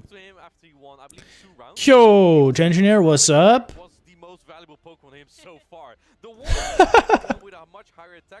Is your throat cooked? Yeah, it is. It is. It is cooked. I don't know what happened. It was fine yesterday. You can count up to your matchup or what you can lead it. It makes it so much safer to lead your own Feraligatr. Today's games has been wild, to be honest. It seems to be like a Game of Thrones today. Every single match has been interesting, to say the least.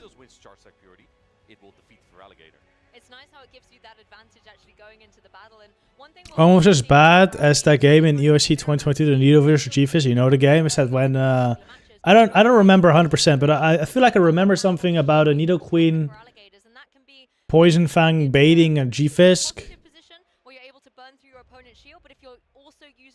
Something like that.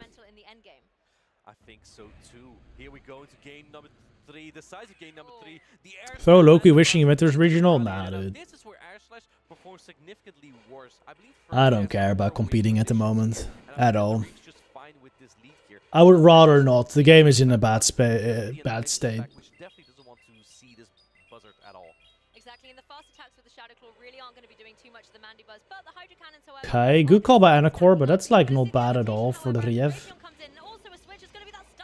I don't understand this switch though. I really don't. Let that be clear. But when two shields are used on both sides, you have an ape in the back. Like, how are you gonna take care of the Mandibuzz now? I mean, this is like not bad for drop, right? This is not bad, but like, who cares? You win twos, okay, so what? Then what? Then he gets Gator on Mandy again. Oh, nice. Give switch advantage to your opponent, so that he can hopefully go back to the lead matchup later on in the game. Like, just stay in the lead. Just stay in the lead. You can play twos there, easy. And it's fine. Pretty sure you just win that straight. Man, I don't hate this. It's working out somewhat. It's working out. He's maybe he's cooking, but like now you have nothing for Gator anymore. We're opposing Gator. And of course gonna let this go just to shoot Gator. Well played. That another freaking core slot today too, dude. For anyone just tuning in and thinking I hate Anacor, this is not true. I like Anacor. We are rooting against core slot today. Okay, that is the thing. We are 100% rooting against core slot today. But core slot is inevitable. Sadly. It's gonna be winning the tournament. Because it's a broken Pokemon. But hopefully, hopefully it won't. Actually, hopefully it will, because then it maybe gets nerfed. You know what? You know what? Let's freaking go Corsola. I hope we see 8 Corsola in the top 8. Actually. I hope we see 8 Corsola in the top 8. So we can hopefully see it nerfed. The only problem is that it's not gonna get nerfed before EOIC, so...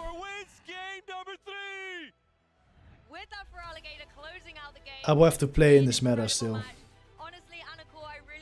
Why did he double shoot Mandy? Why did he shoot Mandy? I don't know, man. I mean, it worked though, right? It was fine. It was fine. Well done by Anacor. Get day 2 winners bracket. Good stuff. Very good stuff. Oh. Let's see the bracket right now.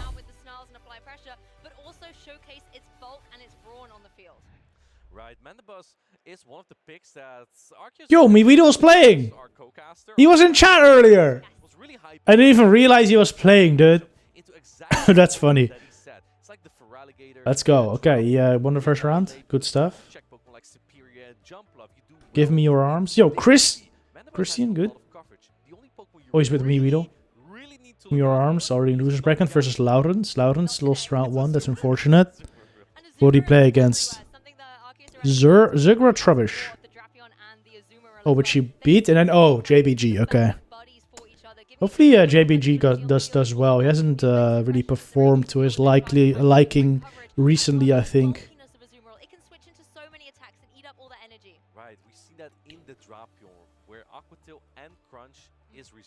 Maxi still playing. Sad. Okay. Slow versus Andre. Yeah. Slowking versus Andrea. That's a good matchup. Pato. Yo, Hamad is here, dude. Oh my god, dude.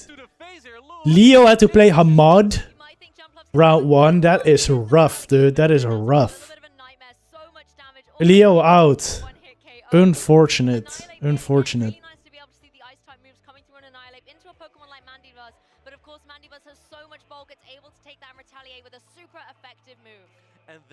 I'm not looking prone to sweep this bracket, honestly, Rico player. But he will have to beat Lurgan or Alfonso next. He got RPS apparently, Leo. Unfortunate. Corey. Does him do well again? Dude, this is like UK bracket, dude. Nessa, Emsley. It's a tournament in the UK, so of course it's gotta be. But we got Nessa, we got Emsley, we got Sir Corey, we got Lurgan. A lot of good players there. Paula still hasn't finished their match. later, but first we're gonna take Tonton making it to losers finals. Gonna be facing off against the Riev. It's going to be Hikami versus San Judijo, two very well-known names. We saw Hikami earlier in the winners finals against Icelandic Lapras, and now he has KingOWT. Yo, this Galethnic guy was beating some people, man. He beat Jamie, he beat Sarastan, he beat the Mind Joke. Where you see trainers who've maybe obviously lost their first game, gone down into the losers bracket. Yeah, Amanda's out. Any shot that they are out of the competition. Who did she be able to keep those consecutive battles up, and we've sometimes lose to seen again? champions be crowned coming Oh, she out? resetting the bracket in the grand finals as well. So it does take She lose to Blissfully? a little bit more determination, I guess, because you've got more matches to play. No, she's still playing, dude. Or you must have behind the scenes information, Fabio. You must have I feel like you just extra information. You get more experience, I guess. exactly. But you might That's also- unfortunate. you might But also Blissfully learn is good, more so. before playing so much. You ever see any real spice? Have you been watching? We've seen 2 Shadow Zapdos. I think Is Shadow Zapdos not real spice? to a grand finals might not be a bad thing. Now here we see the players that we're talking about. Hikami versus San Judijo. Hikami with that scar. Losers finals. Ikami versus San Ruidido. Might be one of the last times we may see because Let's freaking go. the Corviknight Tonton won a regional a while back. He's won the EU International Championship last season. No, the season before that. armory, but because stealing is Because last season was Miweedle, before that was Tonton. And then he also won a tournament this season, a regional. He won the Gdansk? Did he win Gdansk? In the meta where all trainers are kind of really making sure they have some kind of flying. I won a regional this tournament, this season. But also, don't forget Jump Fluff. It's technically a flying type too. I would like to forget about Jumpluff taking Ice Beam from Ferrari. And he has, Don't wanna use that. he's gone to 4 tournaments this season. If you think And he's gotten to day 2 in all 4 of them. He has a first place finish, a second place finish, a third place finish, any shields, the grass and I think like a 7th place if anyone tells you jump this season. zero counter, you say false, not true. He only needs 4th. Martijn told me not And then he has the Infinity Gauntlet of medals Another Pokemon that, you know, Jump this Fluff season. goes down against is the Typhlosion. Those Incineroars, those Incinerates. Throw in Incineroar. Let's see. That's what I heard the caster say earlier. But no, it's the Incinerates can hit really hard as this fast attack. Typhlosion That is 1, 2, 3, and like 8th. Pokemon to see, Oh, 7th. but also to Yeah, 1, 2, 3, 7th. Insane. remember already if there was Absolutely one insane. rapper on the side of Top something 8 every this tournament he Typhlosion does. usually has a lot of play, especially when Insane he's stuff. being buffed this season. Imagine he gets another top 8 now, that'd be crazy. Rural and also Toxapex. Honestly, if he gets top 4, that'd be awesome. Because then he has all 4 battles. Typhlosion in the right spot. It is not that bad of a matchup there. It can be very vulnerable though, considering But he probably there are shooting really for a lot of first. water types running around for Alligator Azumarill, but also a lot of water type moves. Okay, Skarm. I actually don't hate the Skarm pick. Because Ikami's probably expecting a lot of Marowak Drapion course. And there's not many Pokemon that do well versus the Marowak Drapion core, right? Everything here. But that's Skarmory is one of the few. that the worst matchup for the That's Typhlosion quite good there. is not per se the Azumarill. It could also be the Drapion. So I like that pick.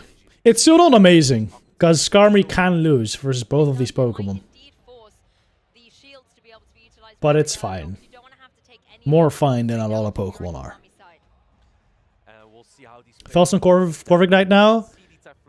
It's alright. I don't love it, but it's alright. It's strong for sure. because Diggersby is not per se the worst matchup. I think it's As long as you don't shield somewhat those, balanced. they're resistant. You don't want to shield those. If you shield I think they went a bit big on the nerf. I would have liked to see a bit more pacing on that thing. It's very slow now, and Galarian Corsola, anything that's slow is just bad right now. a lot against Icelandic Lapras. The Galarian Corsola Brings a Skarmory again. I respect Ikami bringing Skarmory every single battle. I just don't think it's the play Galarian Corsola against these teams with Pokemon like Galarian Corsola. Both of these trainees taking a very kind of slow and steady start to this race. Reckon drop Azucore this battle? You are correct. He did bring that. Sky attack bait? This is the same amount of Yeah, I don't like that at all. And looks like Salvadiro, no shields in Because even if they shoot the Brave Bird, you can switch out. but even Sky Attack already does so much damage now. I think as Hikami This is such a low here, there may be a counter to Drapion in the low odds bait. side the Diggersby. But that's only so of a count sometimes. Because he's just in a terrible spot now that is no shielded. Just letting that go. That's the problem with Skarmory. One of his backline Pokemon. But this Azuma's going to take a Nightshade. Yeah, the Skarmory happy to be And now Drapion in the back is looking pretty awkward. Able to go for lots of bubbles, but of course Corsola is going to be able to get the Nightshade off first of all. Once again, no shields. These seem to be really How far is Skarm fallen? Pretty far. Oh, my camera is all the way in the wrong spot. Pretty far. It still has play. But it's tough now. It's very tough. Game state so far satisfactory, actually. Yeah. It's alright. It's alright. It's good. We haven't seen any one-turn lag or so it's fine. It's just we haven't seen many people wait turns. I think a lot of players are scared to wait turns. They've gone into this tournament just expecting not to wait any turns. Because if you play any online battles right now, you will know that waiting turns is impossible because of animation pause. So we haven't seen that. We haven't seen anyone really wait turns this tournament. So I'm not sure if there's like animation pause right now. But I'm guessing there is. I'm guessing it's still an issue here. And if it is, then it's still like pretty bad. Yo, Chester, what's up? Oh, I think Sonyidigo did wait earlier, right there. I'm not sure if the animations went through though. If I was playing right now, I would not be waiting turns because I've been bitten too much from that the past couple weeks in scrims and GBL and other battles. It's been pretty bad.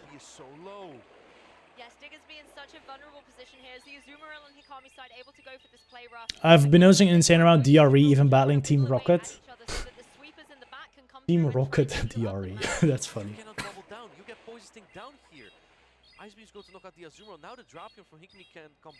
Officially a veteran ranked trainer, so I no longer apply to all you age trainers in chat. Dang, I'm gonna have to change it to all you veteran players in chat right now. Okay. Good call, but I don't think he's gonna get there, is he? No, but it was the call he needed to make. Well played. Let's see, did the animations go through? No, I'm entirely wrong. Puts on the protect shield on the Diggersby. Wants to preserve it as much as possible. Look how much you might be able. No attack drop there. And Nikami tries to catch here. Yeah, I think it did. I think the animations did go through. Yeah. Was it a real wait? It was a real wait. Nice, okay. Rare animations, not pausing. Is there a decent amount of diversity in the meta? Right now, the meta is pretty still. It's consolidated quite a bit. Like this meta that Sonyidigo is running right now, or this team that Sonyidigo is running right now, this is pretty much the meta. And this is what we'll see on most teams. Or like a variant of this. Some people running for Alligator as well. I think for Alligator is a good meta read, but like... Alligator is like the anti-meta Pokemon right now, but it's like still very freaking meta. Well, it's sort of, it's like the third used Pokemon, so yeah, it is still the meta. But I hear people talking about it as if it's the anti-meta. Which it kinda is. Kinda is. In GBL, tried to wait a turn for his home/slash Henry a few days ago and got screwed. Still won the game, and Henry told me that he would have top lefted that because it deserved a W. Would you have top lefted as well there? No, never. Ever. No mercy, dude. Hey. I take advantage of that all day, dude. You know how many games I've lost because I waited turns? And the animations paused? Too many, dude. I've gotten to the point where I'm 100% taking use of that, dude. I know people are not waiting turns anymore. I know when they wait, animations are pausing. So I'm going for as many catches as possible, knowing that people cannot possibly really be careful enough to predict them anyway. Ikami goes for too many baits, man. Ikami goes for too many baits. An Aquatil bait, that's... I mean, honestly, that's a crazy call by Sonyidigo, because I feel like that crunch pretty much one-shots. Whoa. Okay, this gives Hikami a lot of play. has the utility to go for. This could be an Letting this go. Okay. Yo, Jox. What's up? What's up? We doing good? You still in, Jox? You still... Frenzy does nothing here, man. It's stupid. You still, destroying the loot. You lost to Sanjigo? Damn. Unfortunate, unfortunate. The mind games are indeed real, but I think this is exactly what Sanjudio is going. Not going to use any of those Shield farm down. Instead preserving them for this end game as Annihilate comes back in fresh with that Rage Fist it had stocked up from before, and it goes into the shield. That's all you can do. Get the attack boost, but is it going to be able to get to any more damage? No. Now the Hopefully you bubble this into like frenzy range. Oh my god, dude. Now it's just game over, right? Like double play rough would have been fine. I think. I've seen so many baits just go wrong today. And what you're saving like one Buble, right?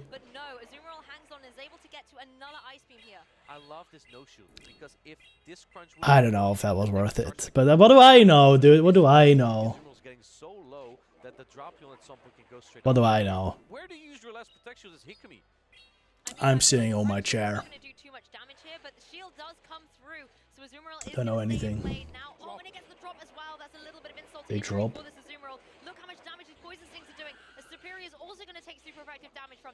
I don't know if I like that shield.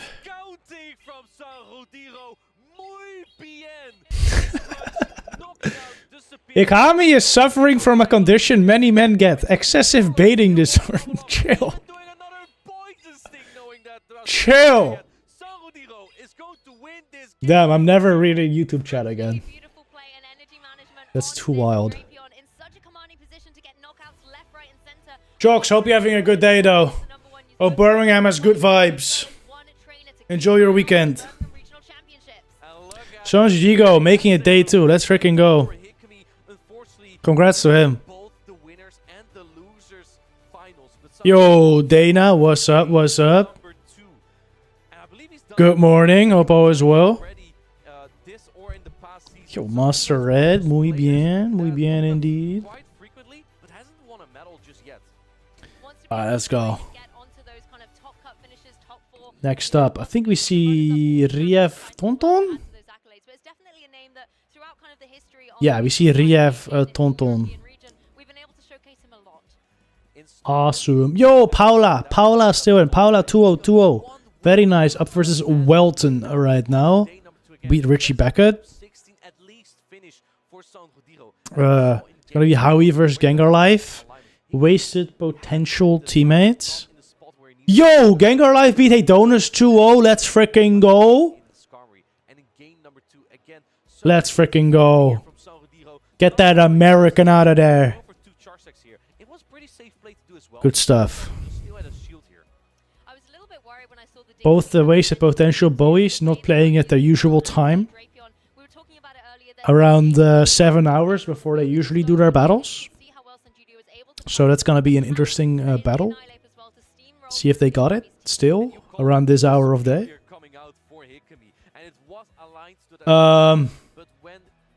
Oh, TM Pizza. TM Pizza battle as well. 7 hours. Actually, more like 9 hours. More like 9 hours. So it was a really good call by you. Well, thank you, but unfortunately, it just wasn't enough to get the victory to see a game 3. But it was nice to see it in action as an adaptation. TM Pizza. Nessa Beathan versus Sir Corey. I'm rooting for Corey here. Let's freaking go. Alfonso versus Hamad. Good one. Yo, what happened to Lurgan? Oh, Lurgan lost Alfonso. Unfortunate, unfortunate for Lurgan, but good stuff, Alfonso. Yo, XL Cactus making another run. Goklas beating Stone. Damn. Stone in losers. Unfortunate.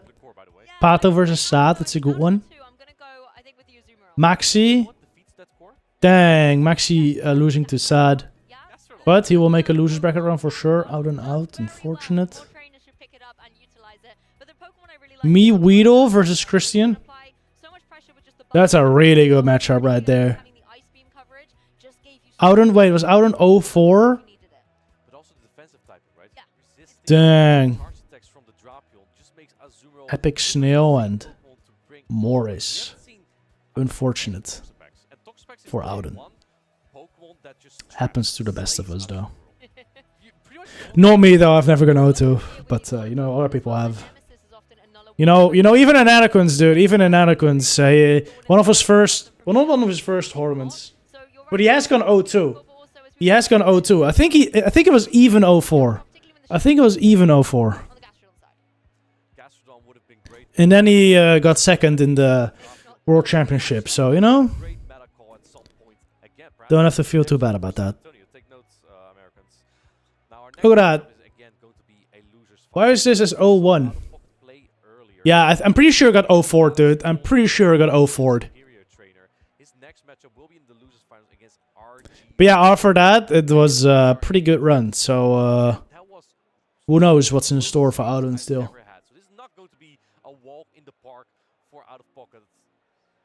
King versus ZZ. Yo! King beat Andrea, let's go. I mean, it's a good matchup too, but I think Slowking has not really shown... As much as I like Slowking, he's not really shown too much of what he can do in these tournaments, right?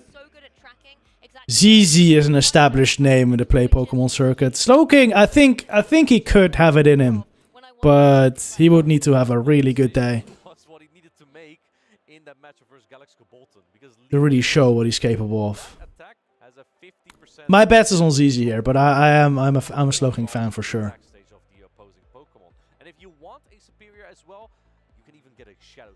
Garchomp still in? Dude, I was expecting Garchomp to do very well. Still in, but he lost round 1.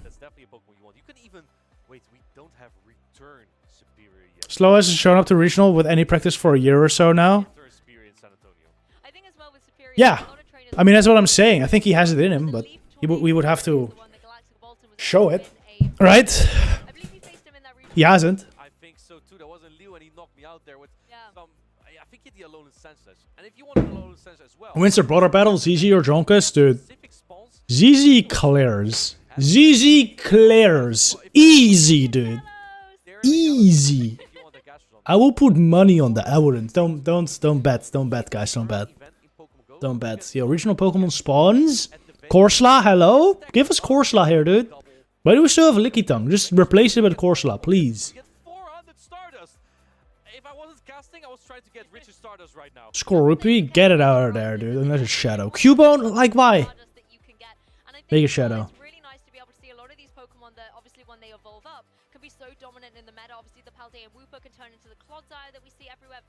Don't get me wrong though, Jonkus is a good battler. Jonkus is a good battler, but he is more of a content machine than a battler, right? I don't think he really battles to win anymore. He just makes the videos. Normal Drapion Slapdoll? Nah, dude. Normal Drapion sucks. Well, normal Drapion has some play, okay? But there's just better Pokemon. Like, if you want to run normal Drapion, just run Toxapex, dude. I guess, like, Corsola is better for Drapion packs. But if you want a poison type that beats, like, Jumpluff and Azu better, like, I feel like... Maybe Claude, actually. Maybe Claude is the better Pokemon then. Okay, Pocket.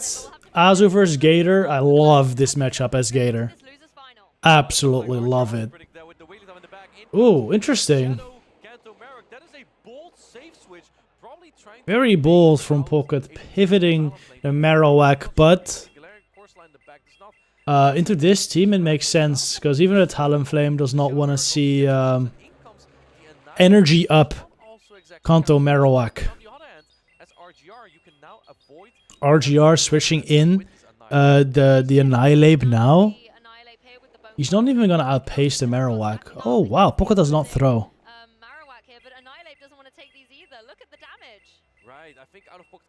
Pocket shields it. I mean, RGR may still be in a fine spot here. He's going to get a lot of counters here. He can bring out the Wiggly right now. Yeah, his swiping is crazy indeed. His swiping is crazy. That's some... yeah, Papega bubbles. We're getting wiggly tough players, man. So We're getting wiggly tough players. OutOfPoket here is I think Gator is good versus Azu Core Slap, but it just does not have the HP. I think. Because the Astonishes will just add up so much, right? Like, even though Shadow Claws are super effective here, Pocket still opts. Oh, damn! Dude! I think RGR would have been in a really good spot if he just threw one more Shadow Claw right there. Because he would have taken one less Astonish.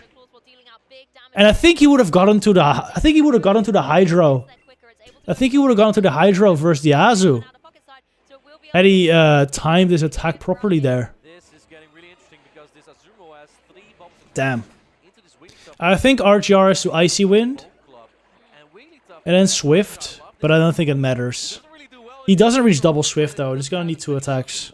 this player will do more damage than an Ice Beam. It looks like RGR does put up Protect Shield correctly.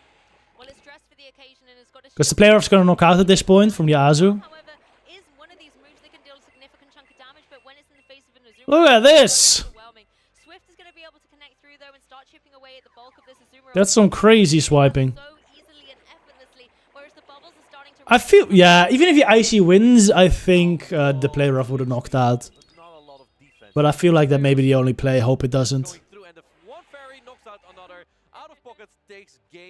Okay, okay. I think it looked a little bit dicey at the beginning of that game actually for Gonna get repetitive strain injury? Oh no. I don't think so. Like, it's not that repetitive. No. That, you know, doing the bubbles normally now, that's repetitive. That's possible. He's just doing a little finger stretch during his bubbles. Hey, that's fine. That works for him. I think this is Martijn played against this guy in practice. He ran as Shadow Zapdos then, I remember. So I'm not sure how he does that swiping, but I think it's 2 fingers. You use 2 fingers to swipe that way.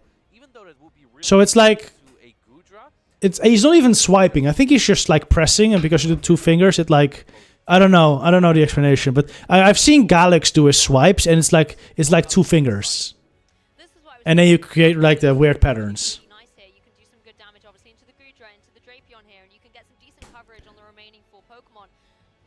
But I'm not entirely sure about the mechanics of that. Who does it need to be led with in order to be able to get the victory? If you look at the team that OutOfPoket brought earlier, That Gator is very good for his pocket. a couple of his best answers. His best answer is the KOAC. RGR really went weak to the KOAC. I'm surprised about that because I think I remember from his match versus Martijn in practice is that Martijn absolutely destroyed RGR with KOAC. But he didn't go much stronger versus it. You don't want anything to do with your core slot on the Wigglytuff. That is a terrible matchup, and not for the Wigglytuff. People with their tapping stress me out sometimes. I know people tap with both their thumbs. They're actually using one turn move. I mean, you can tap a little slower, right? If you do it with 2 thumbs, just alternating the taps instead of doing it one, right? So you're saving on some energy there, I guess. I do it with 2 fingers. I do like this. That's how I tap. 2 fingers. Works for me. I find that more comfortable than 1 finger. Because if I do it with 1 finger, I don't know, it feels... I either have to move my whole hand to do that properly, or it just feels weird. Damn. He gets sheer advantage, but like what now? I mean, I guess Goodra has to stay into the Annihilate because you don't really want to bring your Drapion into this. And then maybe Gator can do stuff, shield up. But I don't know, man. It's gonna be tough still. Oh, good catch, dude. Good catch by Pocket. But this is...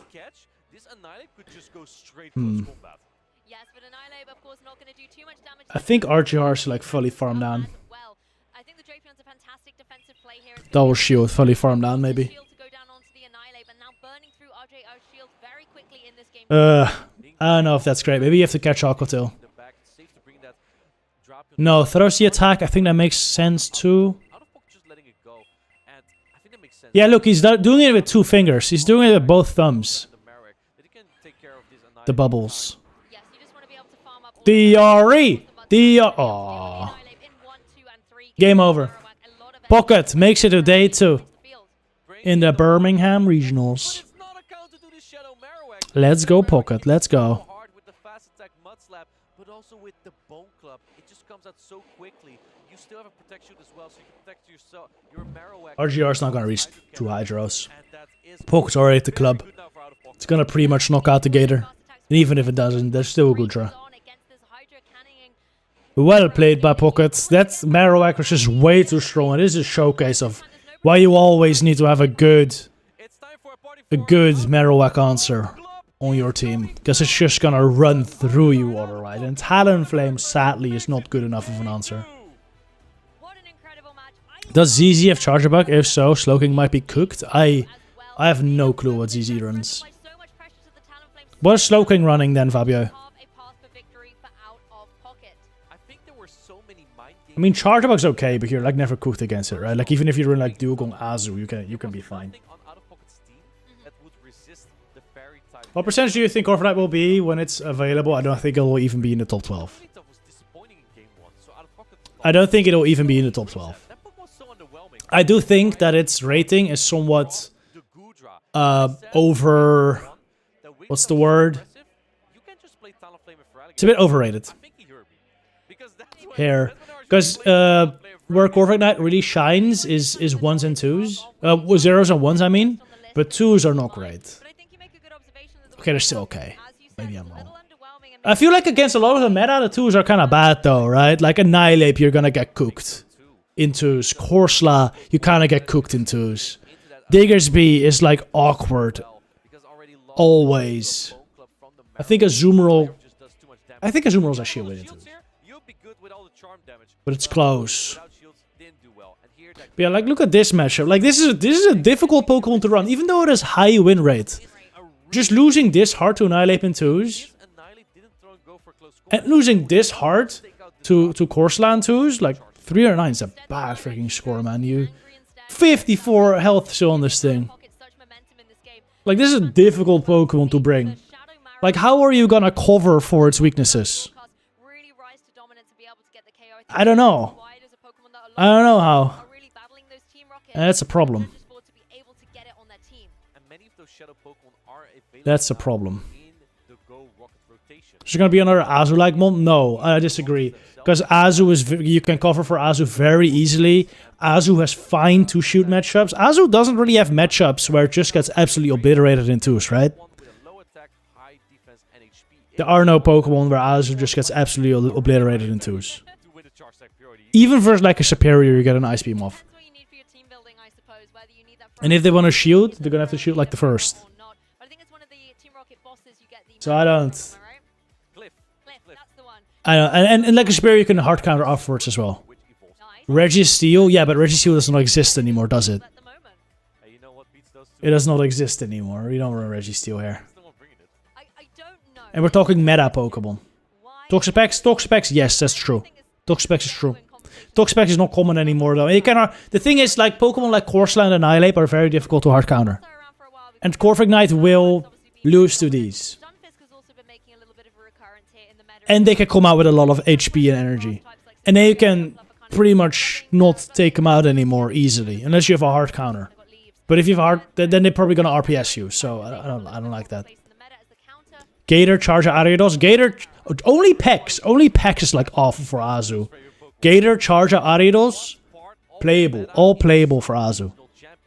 At least more so than the 2-shield scenario between Corviknight and Corsola and well, mainly Annihilate. Mainly Annihilate just sucks. Because it comes out of here with boosts, right? Like at least you get shields down.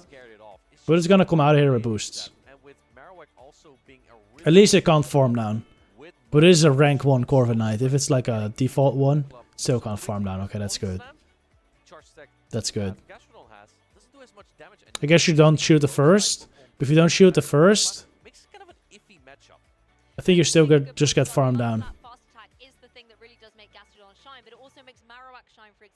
Corvin and Azutus versus G cores are pretty similar. A lot quicker than maybe Gastron can get to its charge attacks, making it a little bit more of a reliable. Yeah, but Azu gets very close in the zeros. So we had 4 winners finals just now, and we had This is pretty bad. But it's ice beaming, dude. It gets way closer at play rough.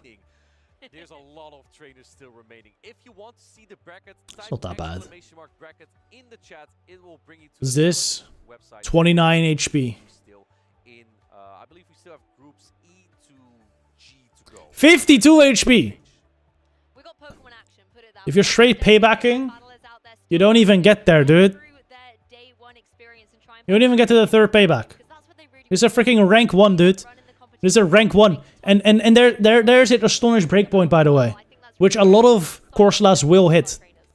Like, this is still a rank 34 Corsola, right? Still hits the breakpoint. And then you're gonna absolutely obliterate it. Look at this. Look at this. 97 HP, dude. 97 HP Corsola. Like, you have done absolutely nothing in this matchup if you're Corviknight. Even if you double bait with Ironhead. Okay, if you double bait with Ironhead, you may actually get to the payback there. But no one's running Ironhead payback. If you're running, you always run Sky Attack. I don't think you get there. Do you? No, you just get to a Sky Attack. And then it has... Okay, still 54, dude. Still 54. Stupid freaking Pokemon, dude. Stupid freaking Pokemon.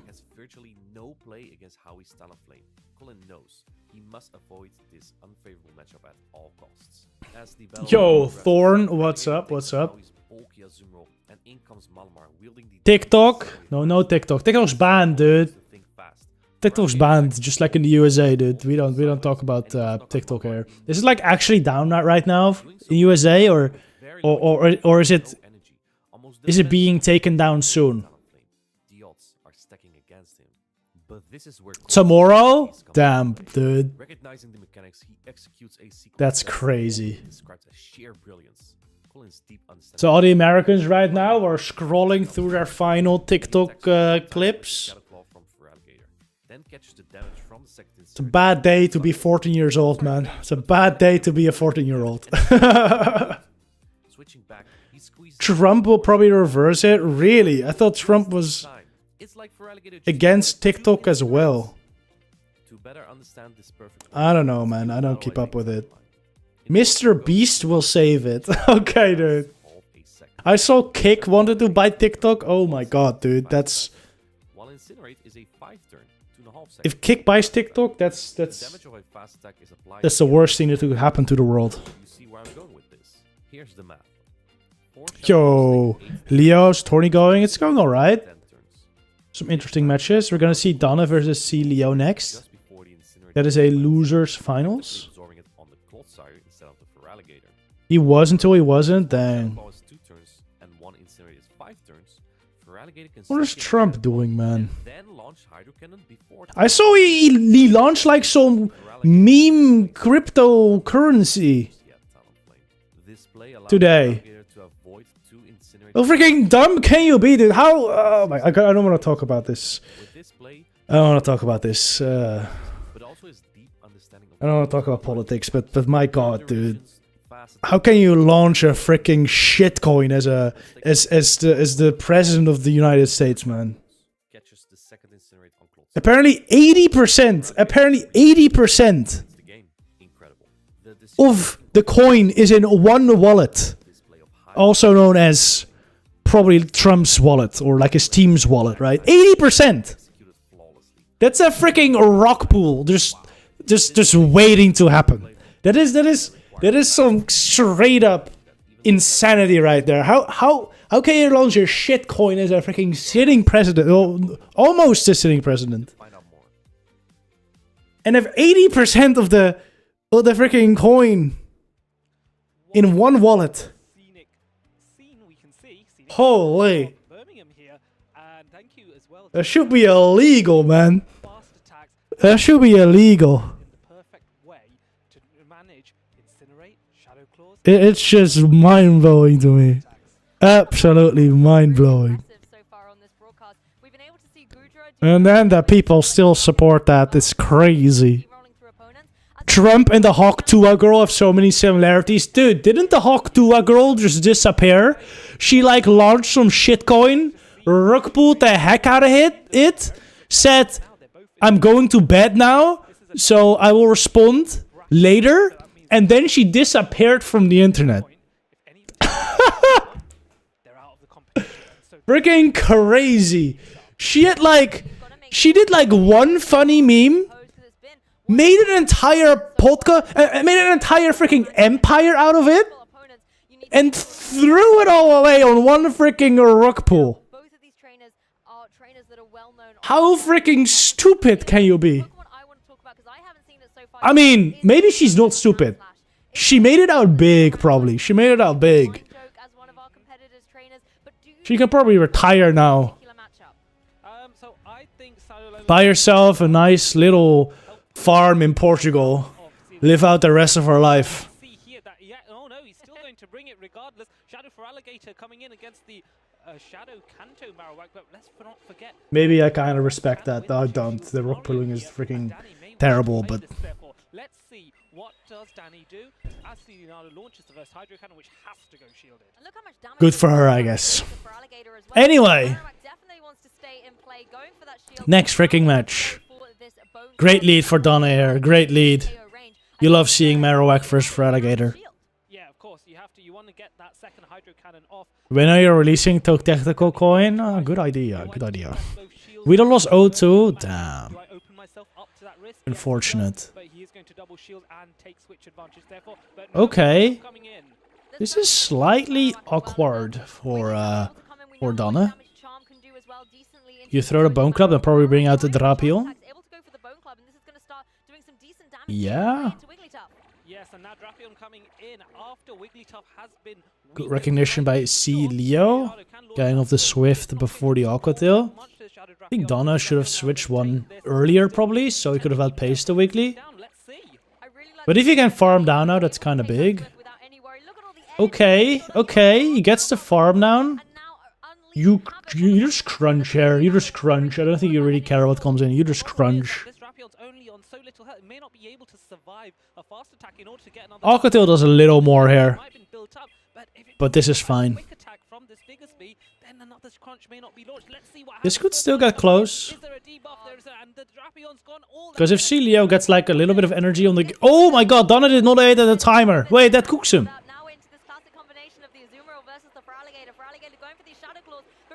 Okay, wait, this is fine, this is fine. He fully farms down the Gator now. I feel like this makes things harder for Donna, but I think he may still be fine.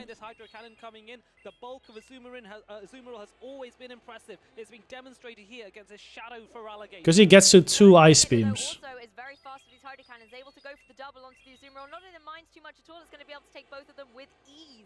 Gets to 2 Ice Beams, and then maybe... I think if you're Donna, you now switch to Marowak.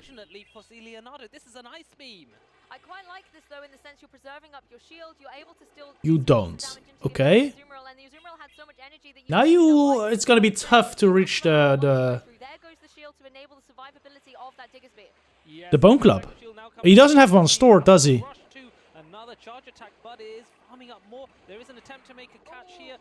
Dang. I think Donna kind of tossed here, but maybe I'm overestimating the matchups here. Well played by C. Leo, though. Well played.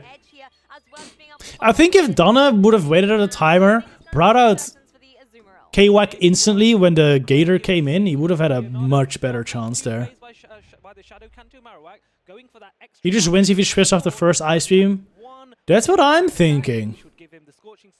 Because he would have reached the Bone Club. The only thing I'm worried about is that Donna may not reach the second Ice Beam then, but there's like no way. Because C-Leo, there's like no way C-Leo... There's no way C-Leo gets to farm down the KingOWT. Right? There's no way. And if it does, like... It's gonna be... The diggers are gonna be very low. It's gonna be very low. The thing if you just switch it after the first Ice Beam is fine. Very, very fine. Maybe I just forgot how much energy he had, but it didn't seem so, because he did try to switch it in later. Is there much lag? No, it's been quite smooth. It's very smooth. Colin, yeah, no Colin day 2, indeed. First time in a while, yes. This is where at top level play, you need to consider all the possibilities. Hopefully he's still got some points. I know he's trying to grind for that travel award. He's on the #1 spot in Europe right now. He's been doing a lot of local tournaments. He's been doing every regional in Europe. This split. He's even done one in the US of A. Well, no, not in US of in North America. Canada, Toronto, to be exact. He got a lot of points there, so even if he doesn't get any points from this tournament, he's still looking good for the travel award, I think. I think he would never get enough energy to KO the Azu. Yeah, that's what I'm thinking too. Unfortunate for Donna. So maybe that's a shout, but it is have to be careful. That Talonflame, the Annihilate, is scary. I guess you have to predict if Leonardo is going to leave Annihilate on the bench or not, because those counters as well, they're going to hurt really hard into the Alolan as well as having some decent kind of coverage on Pokemon like the Marowak, for example, the Drapion. I mean, the line from Donna was fine. I think he could have won this game. I think he realizes that, so probably going to go with the Simmer 3. Sure, they get to a point where traffic to every regional comes close to equaling the travel board, though. Well, not if you earn money every regional you go to. Like Colin. Colin is 100% making money on these tournaments. Especially a tournament like Birmingham. Okay, he's losing money here, but like for me, for example, I got top 6 in Leo. I won like, I think I won a grand for that. It's like 30% tax. I got to take home like $700. And Leo, for me, the travel was super cheap. I think I paid like 60, $70 for my travel to and from. Then my hotel was like 150, like a cheap hotel. I think over the weekend I spent like 300. I think I spent like 300, 350. Food included, travel and hotel included. Oh, and then like the tournament itself is like 50. So at max, let's say absolute max, like 400. Absolute max 400. I still earned money on that tournament. And this is not something you can expect every time, of course. So, but someone like Colin, who's doing very consistently well. Like if I went to Birmingham and I went something, I didn't get any money from that tournament, I would have probably still been fine. I would have probably been able to pay Birmingham with the money I earned from my Leo top 4. I didn't include the packs either. I still have the 2 boosters behind me. I could sell those for probably like 200.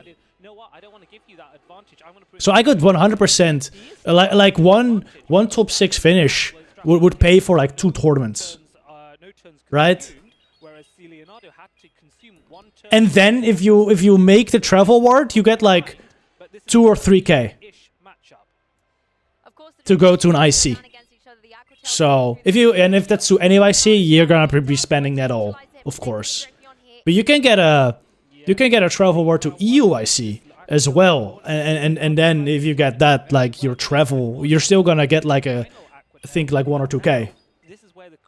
But your travel is gonna be much less than that. You're actually earning money. So for like the really top players, they are at the very least breaking even on these tournaments.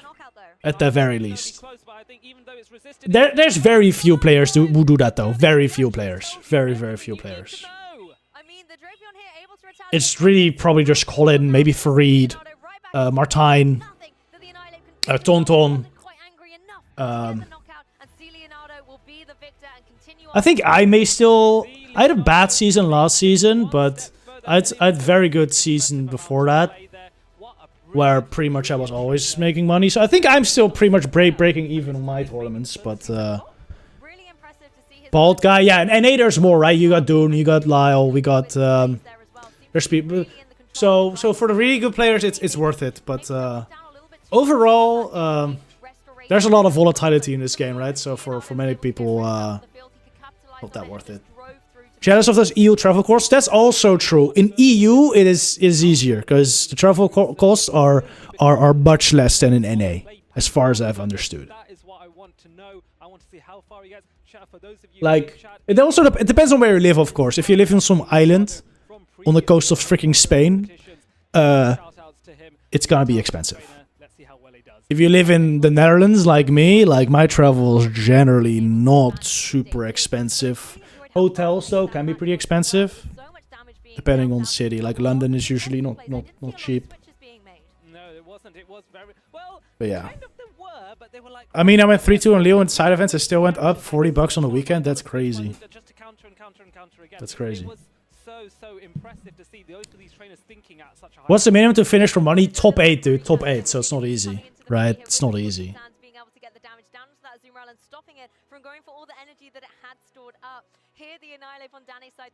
How did you go up $40 on the weekend through side events slash? I mean, Leo,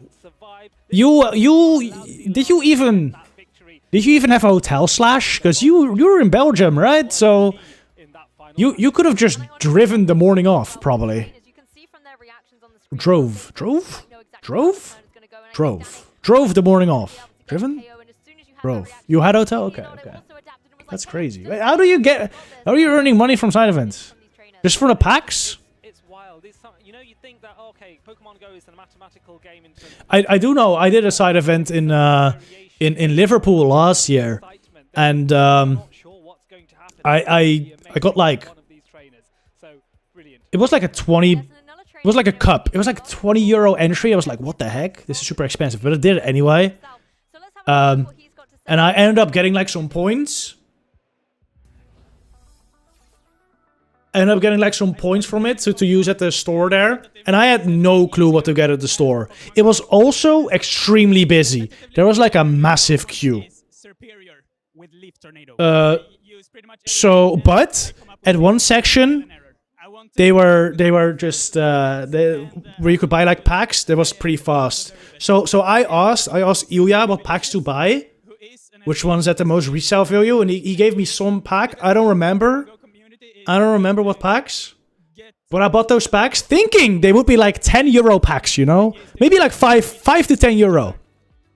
I had like 3 of those packs. I ended up selling all 3 of them for €40 each. Those packs were €40 each. Absolutely insane. And that's from getting like, it was like 4th. I got like 4th in the cup. And I got enough points to buy 3 of those packs, and I sold them for €40 each. Like, what the heck? It's a mind blowing to me how much these packs, some of these packs are worth, dude. But yeah, I did make money on that too. Even though I went 0-2 in Liverpool, like I made a lot of my money back with that. So that was cool. Maybe Evolving Skies? Could be. Evolving. It was last year. It's not a newer set. Evolving Skies. Maybe that. I think it was that, yeah. I think it was Evolving Skies. Whoa. Probably still have my conversation with Ilya here. What do you say? Oh. The Gliscor Primate. This is the first Primate I've seen today, and he's doing well because in the meta we've seen so far, I want to know now which it were. Annihilape's been crushing it, I believe. Yes, Annihilape is the preferred fighting type, but let's not say anything negative. Bro, I hate how Discord just removes your conversations with people, and like sometimes, like I got like 5-year-old conversations with people here that I never talked to, and they don't delete those. And then they are deleting conversations with people I had much more recently. Well, the conversations are still there. I just have to find their name again. Their name is no longer in like my list. You know what I'm talking about? Super annoying. Anyway, it doesn't matter. Pack selling's freaking crazy. That means every 4 seconds, bam, another Rage Fist. And the even more amazing thing, the Rage Fist makes the Karate. Did you open it? I get it sealed, dude. I don't open my packs. I still have, look at this.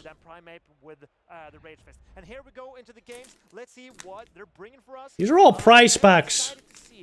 I don't open them. No one wants to buy these for me, though. All prize packs from local tournaments. I recently did sell.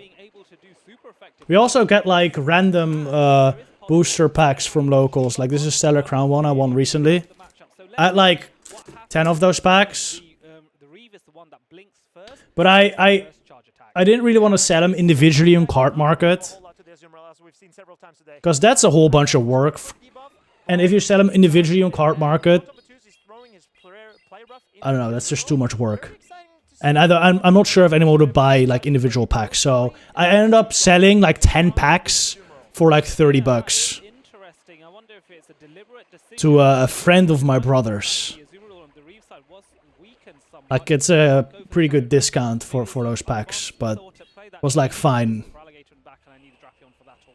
Just open them? Nah. Because I will do nothing with the cards, you know. I will do... Maybe I'll open the prize packs one day, because no one wants to buy them anyway.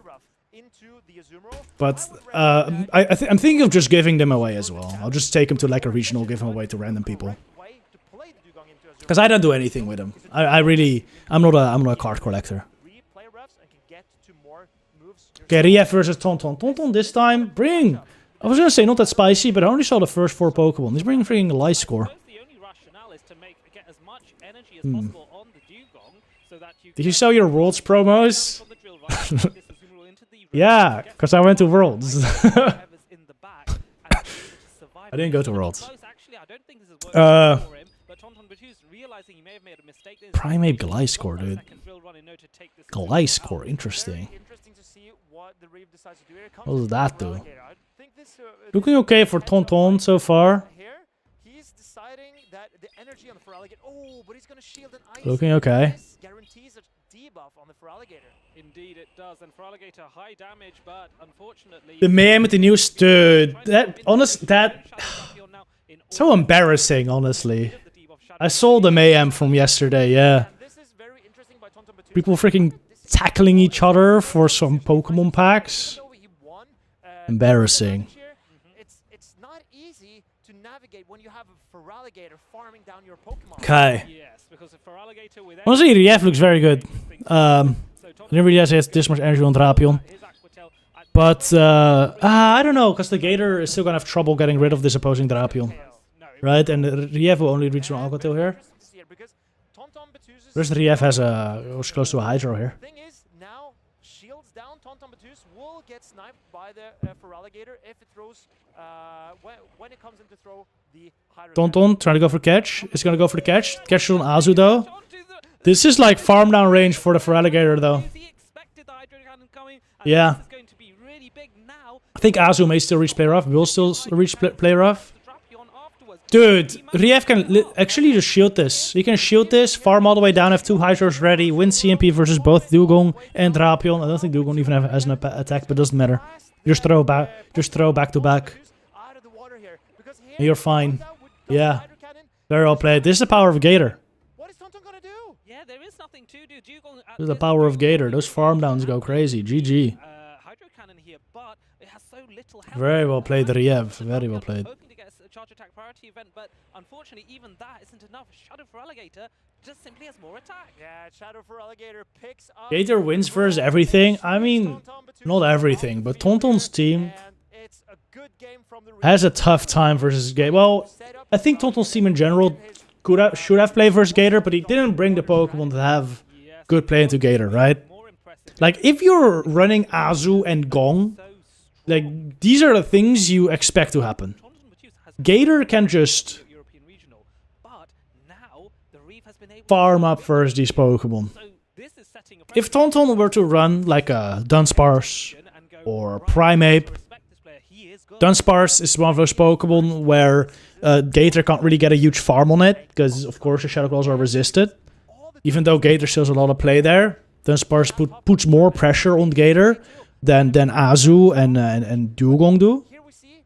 And then the Primeape, like if you play Primeape into Gator, you could just go straight Rage Fist, and you're fine, right? But Tonton decided to go with Azu and Dugong, yeah, in that case you're just gonna get completely overpowered by the Gator. That's why I personally really don't like running teams with Azu and Dugong. Gator's fair and balanced. I think it is, dude. I think it is. Okay, it's a little bit strong. Yeah, it's okay. It's quite strong. But I think anyone saying that Gator is not fair and balanced and that it's way too freaking strong and it beats everything is just running a Azumarill on Dugong every game, and they really shouldn't. Just play better Pokemon. You'll be fine against Gator. I won't say it's not broken. It is very strong, but I don't think it's as insanely broken as some people make it out to be. I mean, we've seen it in other matchups, right? Where it just doesn't do what it's supposed to do, right? Like, Gator loses once versus Clodsire. Gator loses 2 versus Diggersby. Gator loses 2 versus Annihilate. Gator loses once versus Galarian Corsola. Like, there's so many matchups where Gator loses, even though it has the super effective typing matchup, right? If the Pokemon is broken, it would destroy those matchups. So I think it's fine. But what I'm curious about is that Primeape, because with shields Like, technically, I think the Riev is also playing a team that's weak to Gator. But it still has a lot of play since Diggers can beat it and Annihilate can beat it. You have the fast with pressure there. Tonton is barely any fast with pressure versus Feraligatr, and that's giving him a lot of trouble. I think every team needs a Pokemon that has fast with pressure versus Feraligatr. This is where Kanto Marowak is like super useful. Okay, really good lead for the Riev. Okay. I mean, if Riev doesn't use any shields here, I like this. I think if he doesn't use any shields, okay, uses shields. Okay, I don't like this. He should just brag. If he was gonna use shields, bring out Gator.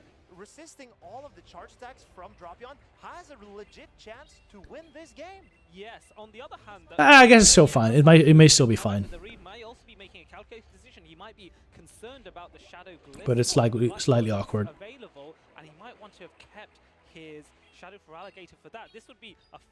You are able to take out the Azu before they fire off another attack. Yeah. Shields down though. Not amazing for the Riev. Because that Glide can put in a lot of work now.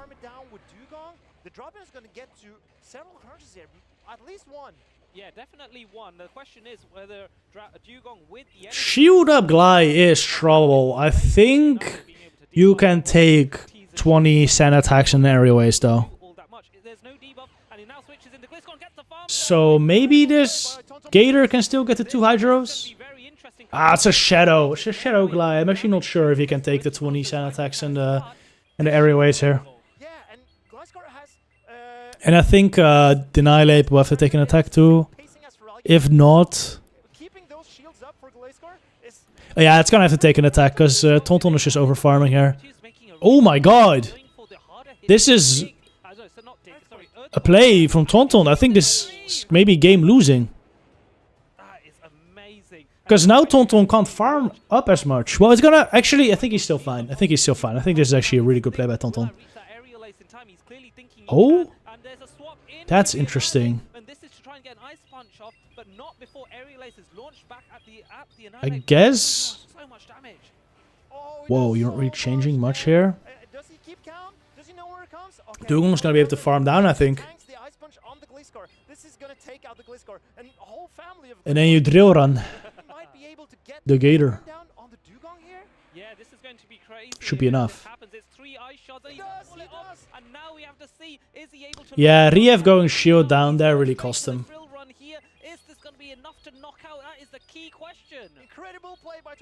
I think if he, because both Annihilate and Dugong are... I mean, I guess...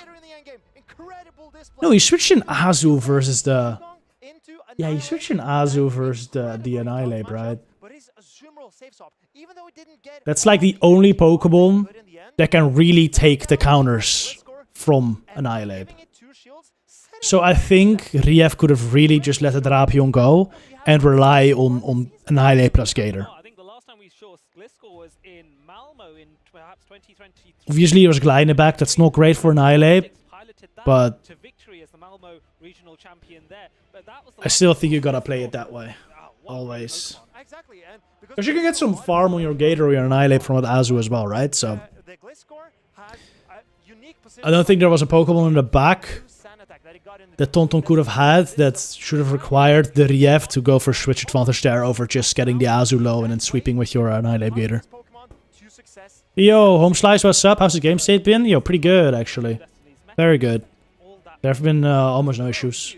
Actually, I don't think I've seen any issues. very common to sometimes see teams that have no flying types at all.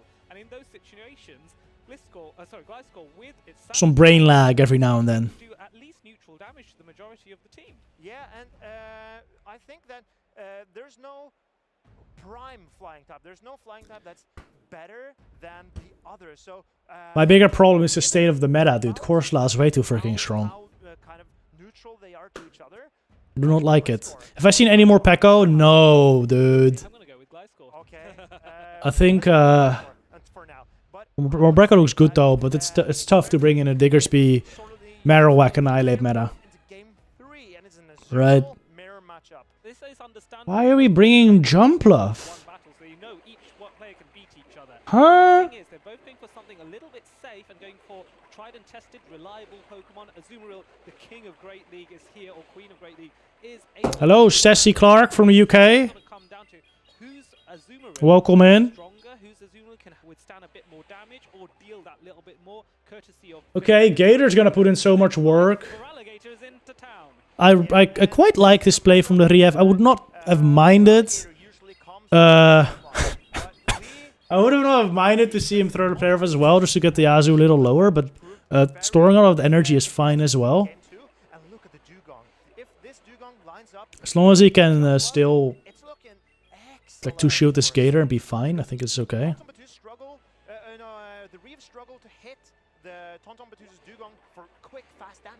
Yes, indeed it did. Tonton throwing this makes sense. Rief not throwing the Hydro makes sense too, because it would not have knocked out yet. Rather unusual, but sensible here to ensure that you keep. Oh, and there's a catch here, and Dugong is now taking. I mean, maybe their Jumpluff is for Galai, right? Dugongs anyway. So Maybe it's for Galai. calculated from the Reeve. He needs to soften up this Dugong and leave this matchup with some energy. But there's not a lot of way to hit this Dugong. Okay, okay. I like this play. Going into Riev, I like it.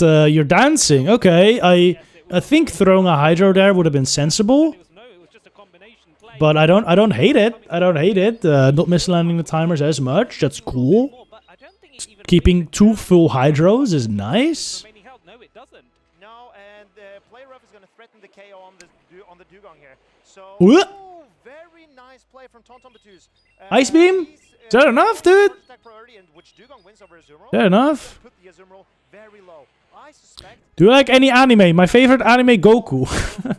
Cool. Yeah, that would make a lot of Isn't sense. that- Yeah, this ice beam is going to Goku's not an anime, no. This is not a character. more bubble in as a Oh, this is so good now for the Rief, because he can just bring out Gator here, double Hydro, knock it out. like ice whatsoever. So that You like Goku? I have not seen it. This is the place. If you want a shield, you got a shield here, and Tonton Batus makes that. I like Pokemon, Now it's a combination play. Hydro Cannon but I don't watch the anime. Both for Tonton Batus steals in quick succession. And the Reeve has 2 Hydro Cannons stored. The Gliscor is going Yeah, this is fine. from the sky. I've seen this bot before. Yeah, I'm trying to figure out if it's a bot or not. The Reeve shadow for Alligator. Yo, Stacy, type If you put it up in the right type and load it up 24 if you're not a bot. Type 24 if you're not a bot. for Tonton Batus, around this for Alligator and the Reeve, even though he has his jacket on, Selling art bot? You think so? got no chill, and he's taken out this entire game with it for Alligator. 24? Claw and the Dugong goes out and the Wrong Reeve count, Stacy. Wrong count. victory. He was Yo! Wait, they typed it. Maybe it's not a bot. Maybe it's not a bot. With a display like this, They're just very excited. that is incredible. They've been in a lot of streams? Really? Really found what he needed to do to Maybe they're just excited. Position. And Misunderstood. that is putting it all on the Feraligatr, making sure that Tonton Batus could not. We'll leave him in here for a little bit. Yo, Driev, well played. This is just pure Gator, dude. This is just pure Gator abuse, and this is. I don't think this is a showcase of why Gator is OP. No, it's a showcase of why this is a bad team. This is just bad to Gator.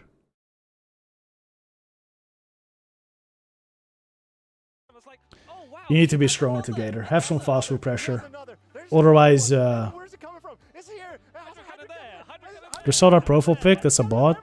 Oh my god. I gotta say, I'm super impressed at how Oh. he did that. And that just goes to show why frail Pokemon sometimes Wait, are so it shows fun here. in I Pokemon can't Go. show it. You can't just load up on the bulky Pokemon. You also need some extra power to punch through your Extra Pokemon. power. And Yeah, it's basically, Oh, but, yeah, but it's keeping it nice. You saw Oh. between the trainers, there's no bad blood. No. It's just it's a good. I designed for me Goku. Do you want to see it? Community here in Pokemon Go, and the thing Yeah, is, show me. that encourages in-person play, Show me the Goku. interactions, and meeting up with people. You find Yo, what anime is Goku from though? almost that is What anime is Goku from? friendly, respectful, and most importantly, She doesn't look like your average Pokemon viewer. Share me your Discord. No. fabulous content. No.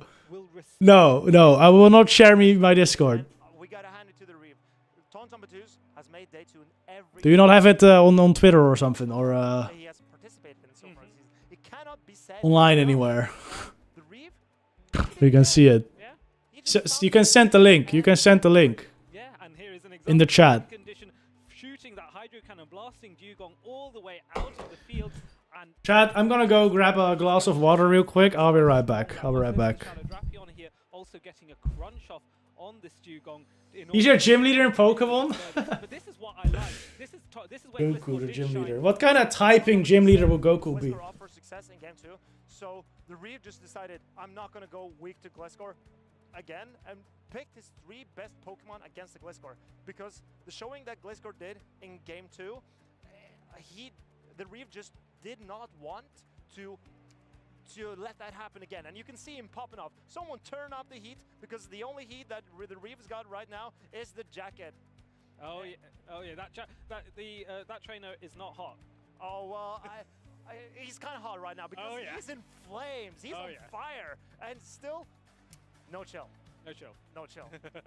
I'm very impressed by this. It was an incredible round, and I'm really interested to see this next round as well. Because, yeah, look at these 2 trainers, and check it out. It's the Group E winners final as well. Bear in mind, trainers, there are 8 groups in this double eliminatory bracket, so groups A to H. So this was the this is the start of the 4 groups that started a bit later, and now we're coming up to the end of those groups to see who is going to make it to day 2. One of these trainers will do it.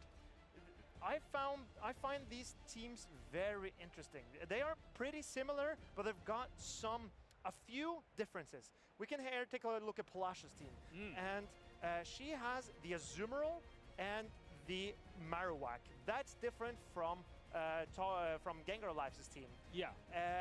But other than that, they are very similar, and I'm noticing in particular the Feraligatr. I believe the Feraligatr on both sides look very strong, and there's not going to be a lot.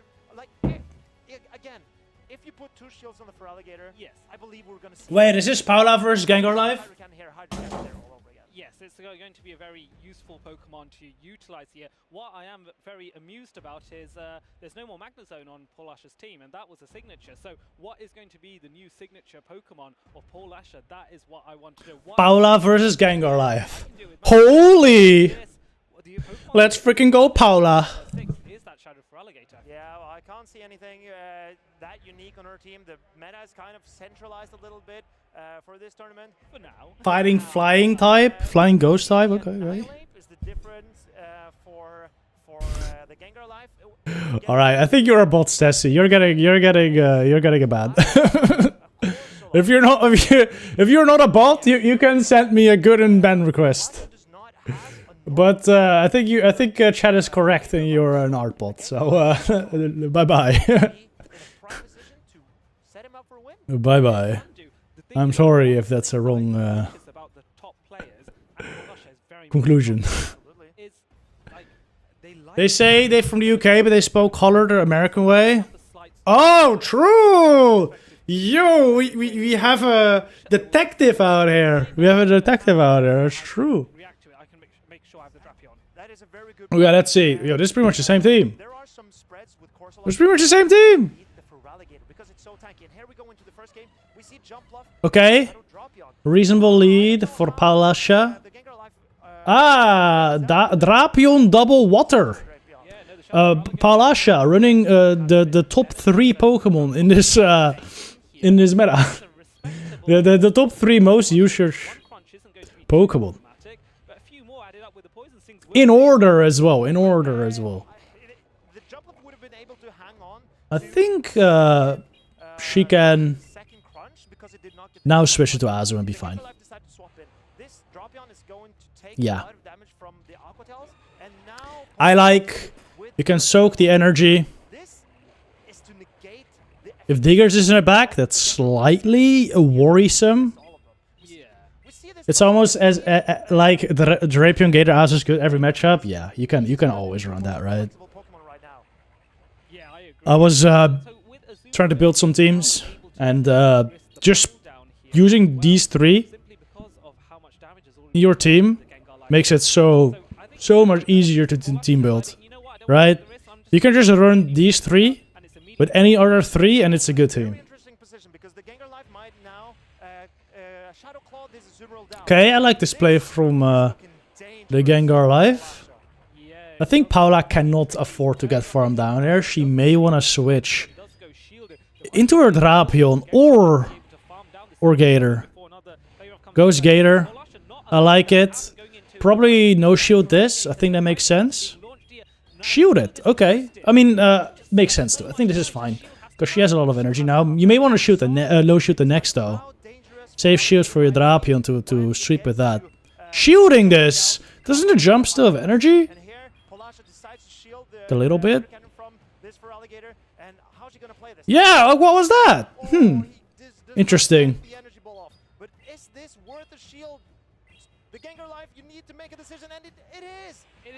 I think Drapion cooks though. I think Drapion can just get the double crunch at this point, right? One for the jump, one for the Gator. But like you could have, I think the game would have been safer if Paolo just let the Hydro go on her Gator. She could have taken it.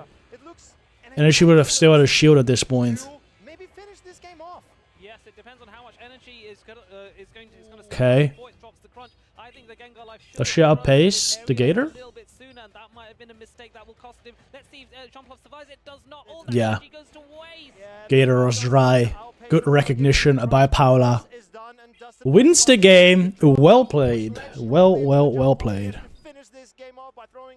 What's the core breaker, Boom? What's the core breaker? Tell us the core breaker for Drapion Azu Gator. You know what the core breaker would have been? Sand Attack Drill Back Corviknight. That would have been a core breaker.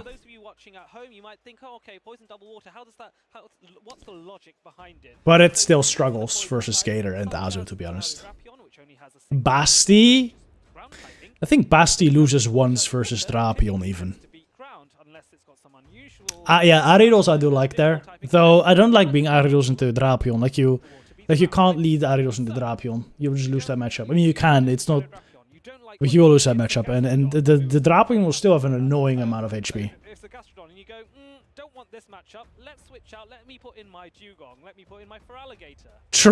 True.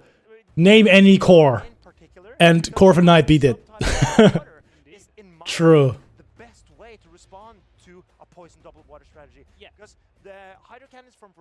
I guess KingOWT is like the most annoying Pokemon for Gator plus Drapion, right? I think KingOWT is the most annoying Pokemon there. But Azu is good for set. I guess Gastro is like the best core breaker for those 3. But Gastro is not as good versus Gator. It's KingOWT.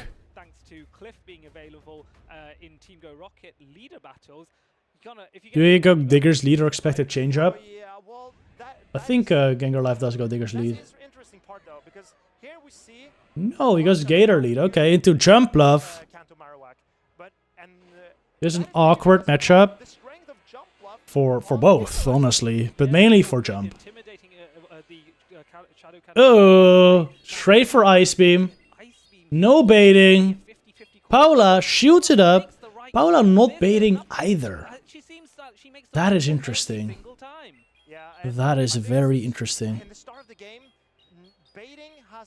Oh, boom! Goodbye! That is super good for Paula. She gets to put a lot of chip onto this Drapion. She has her own Drapion to neutralize the energy later. I think jump in the back from Gengar Life could still put in work though. The Gengar Life fans, this is most definitely not over. Oh, he puts up a shield. Wait. Okay, wait, there's not even shields. Huh. I still think it's most definitely not over.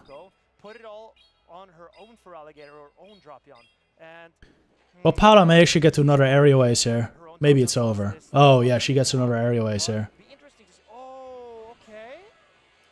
Throwing this, I like that. Honestly, maybe she just builds up to another one. You can build up to another one that bring out drop. I mean, I like this too, because you don't want the opposing jump to farm up too much energy, so I don't hate this. I think she just doubles up. She throws immediately. Interesting. He knows that the Drapion is his win condition, and the jump bluff is going to outpace this. As long as Paula can farm this down with the Drapion, I think she's fine. Though if Gengar Life wins CMP, this could still go in his favor. Or this! Yeah, this is tough. This is very tough for Paula now. Yeah, the thing is if the shield goes through, and then it's a charge attack priority event, but no, Palosh actually abandoning the Shadow. Oh. Trust in the shield and the Shadow. I don't think she farms this down. Two Hydro Cannons here, but it's going to be close because these Shadow Claws. May need a catch. Now this is the big call. It's an immediate shield. May need a catch. Here, then the next crunch will KO, but the crunch will also KO with 5 poison stings. So Palasha needs to farm this down. Oh ho ho.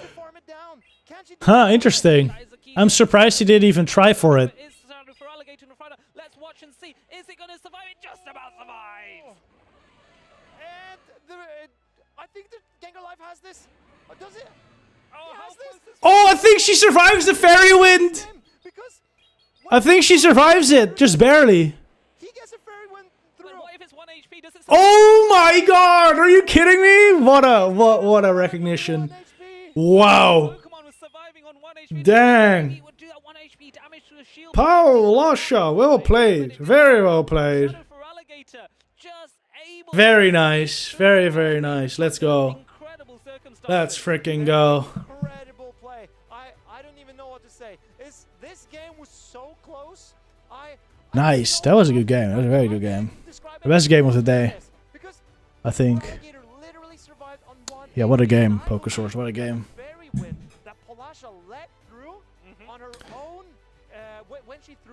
He deserved to lose for being an Arsenal fan. Agreed, dude. Up the Spurs. Let's freaking go.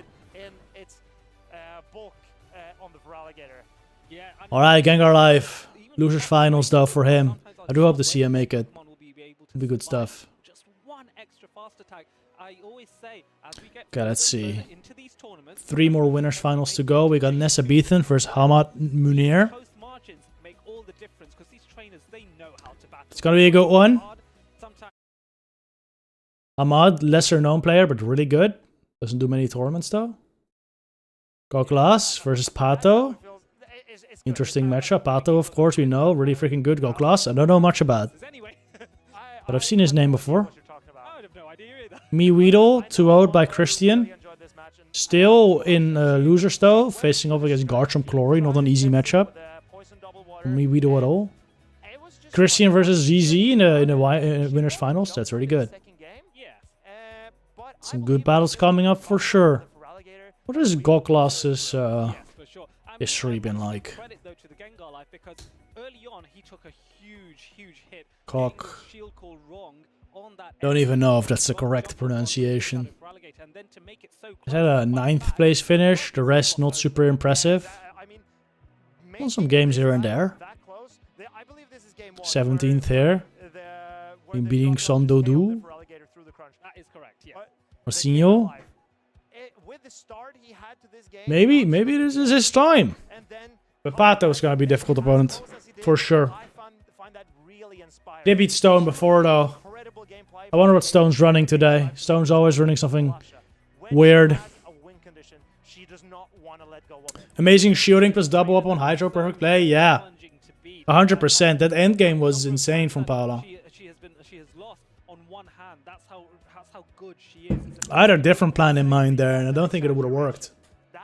I did not see that win condition at all. That's crazy. Okay, thank you. But it's truly impressive because it is very hard to take down Palasha. Do we get a Paula? Do we get a Paula interview? I think Ganger Life could have switched to drop after 7 in the lead though. Catch her also put you in a solid position since you get the energy lead.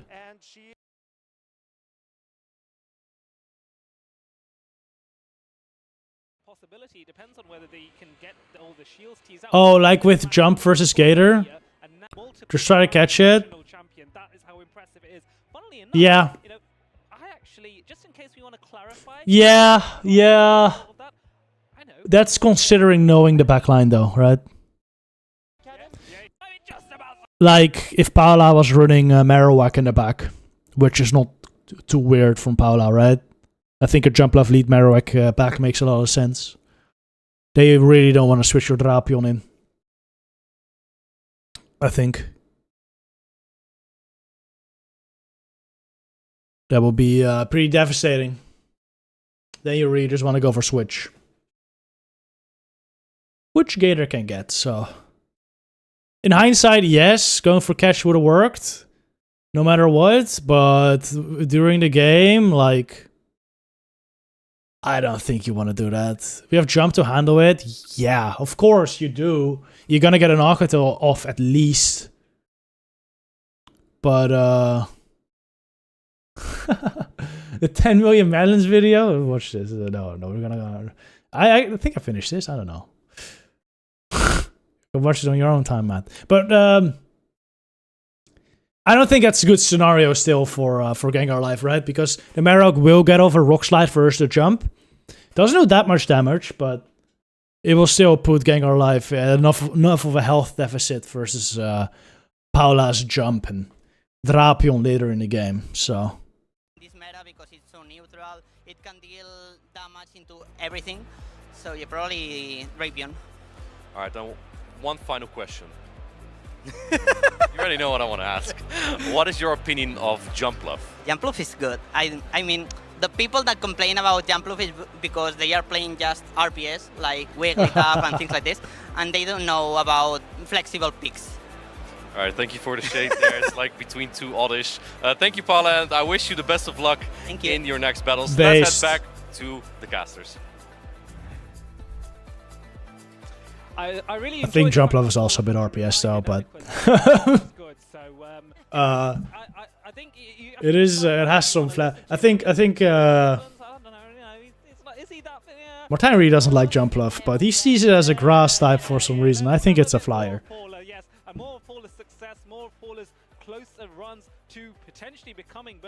Just different way of looking at it. Martijn also runs regular Drapion with Crunch and Sludge and then runs it into Diggersby teams. So I don't listen to that guy anymore. Like, you're not gonna be playing a regular freaking drop with Crunch, Sludge in a Diggers meta. That's crazy. Did you ever listen? I did at some point. Big mistake. Actually, not a big mistake. I ran his team in EOIC and it did really well for me a couple of years ago. What's our flexible bolts? Chef Drapion and Galarian Corsair. According to Paula, it's Jumpluff. Which is impressive. Let's say you're in a scenario where there aren't shields, but you are able to get an energy ball off on Dugong. That might be quite nice. But I think Shadow Drapion and G Corsair do hit the box as well. Fit the box. Pato. I kind of like this Pato team. Talon, Aridos, core. I'm a big fan. Then you got the Drapion, Azu, Gator core, of course. Those three. Too good. I like it. I like the squad. I I think Dunsparce is one of the Pokemon he really doesn't like to see. Goklas does have it on his team, so could cause some trouble there. Pato, of course, does have a hard counter to the Dunsparce in Annihilate, and he has some good Pokemon to bait out the Dunsparce as well, like Gator, like Aridos, all Pokemon that have play versus Dunsparce. And then you can probably sweep a Talonflame, because Talonflame is very good here. Well, it's alright. It destroys Jumpluff, it's fine versus, well, it beats Annihilate. It's fine versus KingOWT, it's okay versus Drapion. Azu is like playable but not great. I think we could see some Talonflame here, but we would have to lure out the Dunsparce, and I don't know if that's ideal for Pato. Okay, Pato, ABA Water. I like it. Leads Azu into Dunsparce is exactly where Pato wants to see it. Exactly where Pato wants to see it. Because he has the Gator and the Ariels in the back.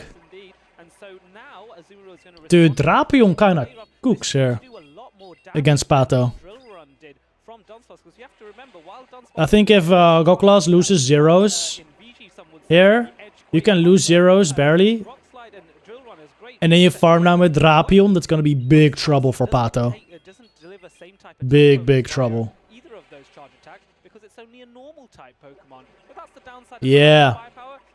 Azu's going to be low enough HP that Dunsparce can go for that. Goklas could also shield, maybe roll out down. Actually, I think this it's like an IV dependent matchup, whether or not you can do that. Oh, I don't think this Dunsparce will reach it. I think this Azu has enough defense. You could have farmed up one more. If you farmed up one more, you would have been 3 away, right? Is he still 3 away? I don't know if he's on the 3 or 4 cycle now. He's on the 4 cycle. Yeah, if you farmed up one more, that would have been much better for him. Because Pato has several Pokemon that get their attacks on 5, right? Aridos, Relegator. So being 3 away would have been huge. Now shield down, you're in a bad spot. I think not the best play by Goklas there. Going shield down when the opponent has likely Gator, maybe Aridos. Puts you in such a tough spot. Not worth taking switch there, 100% not. I mean, maybe he was expecting like Annihilate, right? And then you don't really want your Drapion on there, but like, it's fine, right? It's fine. I don't know. I feel like there's a higher chance of being Gator in the back than Annihilate, so you gotta play for the Gator.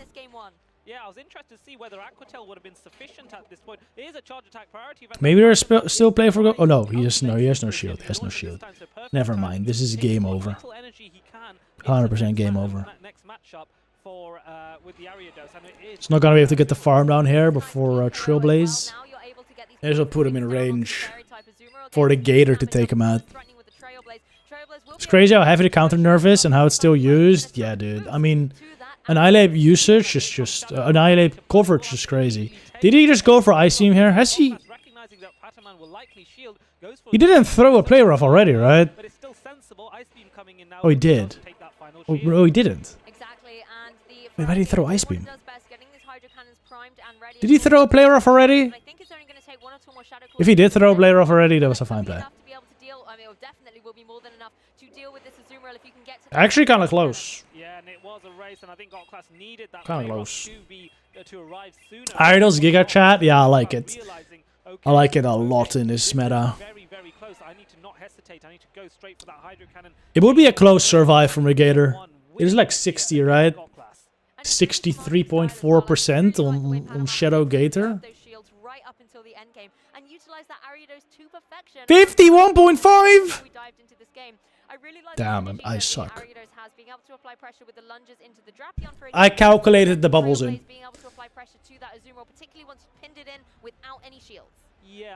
Damn, Gator's tanky. Why do you think Annihilate has surpassed Primeape despite being lower ranking? The poison resistance is huge. The counter resistance is huge. The thing is, with the ranking, Primeape is really bait dependent, right? A lot of the matchups come down to the opponent shooting a Rage Fist, and then you going for the close combat. Annihilape's rankings are not so bait dependent, because it can just win a lot of one-shield scenarios, straight Rage Fist, straight counter down. But yeah, the typing is just so good. Maybe in the mid game or even often in the leads, and then you kind of have your pick of choice of whether you want to go for that Trailblaze or lunge. And even though you might get the debuffs on the opposing side, the attack buffs that you get from the Trailblaze are I'm surprised. I thought Annihilate was higher in the ranking. those buffs because they know they're almost guaranteed to get them again. No, it's not. There's Primeape. There's Annihilate. Gotclass is doing rather well to get to these winners final. 45. Damn. To this level where he got That's interesting. But I think the thing with Annihilate is that it really shines in the two-shoot scenario. And the two-shoot scenario is not calculated into the Beefpoke rankings, as far as I know. I think the Beefpoke rankings takes the average of the 1 and 2 0 and 1 shoot scenario. Not 2s. And if it does take 2s, it's like a very low weight to it. Not a good lead for a Gotclass here. Old 8-bit Rage Fist would be insane. Yeah. Luckily, you never got to see that. Okay, takes the crunch on the Azul and switches into the Annihilate. Like this play from Pato, but this does put the Dunsparce from Gotclass in a decent spot. Pato also has to throw here. I think he's 3 away from Ice Punch. Gotclass should get the farm down before the Ice Punch.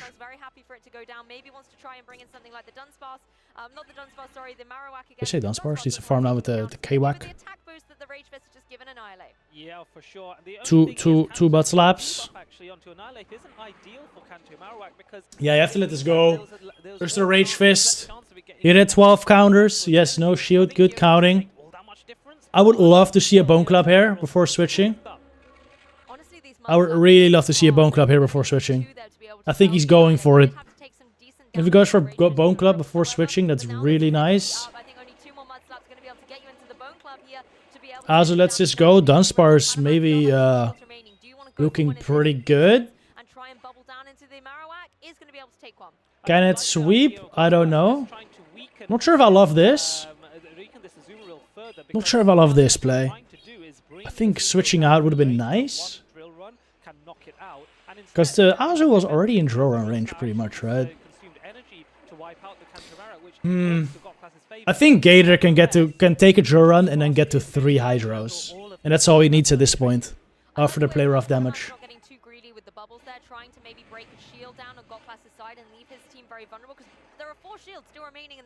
Let's see. It'll be close. This is why I would have liked to see him save the Marowak. Because then you can potentially still get a Mud Slap in here. Some big damage. Farm it down maybe. Whereas now you're relying fully on rollout fast attack damage, which is not a lot. Pato could just fire it before Marowak reached first move though. Yeah, I could have as well. Well, I think it was CMP. No, it wasn't. It wasn't. Even in the shadow form where it takes more damage, rollout is doing barely anything. The Hydro Cannon, on the other hand, would be able to, I think, even be able to get the KO possibly onto that Dunsparce. So a very wise shield. That's now 2 down on Gotclass. Oh, look. You're like 1 rollout short. Yes, way too quick. Gotclass looking for the well played, Pato. Very well played. 2-0. Good stuff. Very good stuff. Would simply allow for Alligator to get a bit more farm with those Shadow Claws. So there was no way out. Gotclass. Pato makes it again today too. Very nice. Yo, Spain is doing good. Spain is doing very good today. Palasha. Pato Mon. Son Udigo. Was Son Udigo through losers or winners? Oh yeah, losers.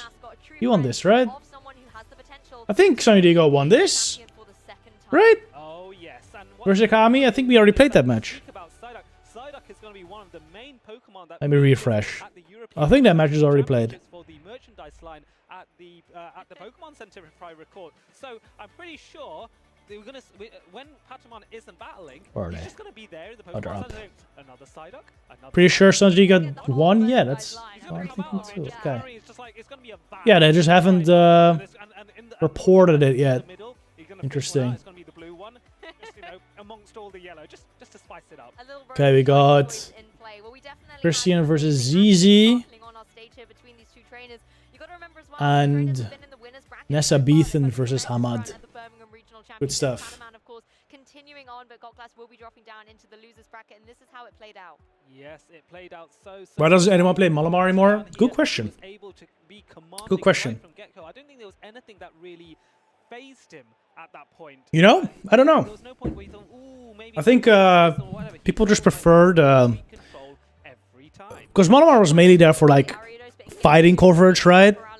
And being a flexible Pokemon with fighting coverage. And now Annihilate has kind of taken over that role. Because Annihilate it's not as flexible as Malamar, I will say. But it does the fighting job way better. In the meta with Diggersby and Drapion, that's huge. Annihilate is a Pokemon, is one of the few Pokemon that can counter Drapion quite well, right? So if you're not running a Mudslap user, you're running an Annihilate, otherwise you're going to struggle too much versus Drapion. And then you can't really run Annihilate plus Malamar. I mean, you can run, people do run Annihilate plus Malamar, but it is a little risky. Because yeah, Azu's on every team. And it does make it tough for Malamar. I actually don't mind the Azu-Malamar matchup.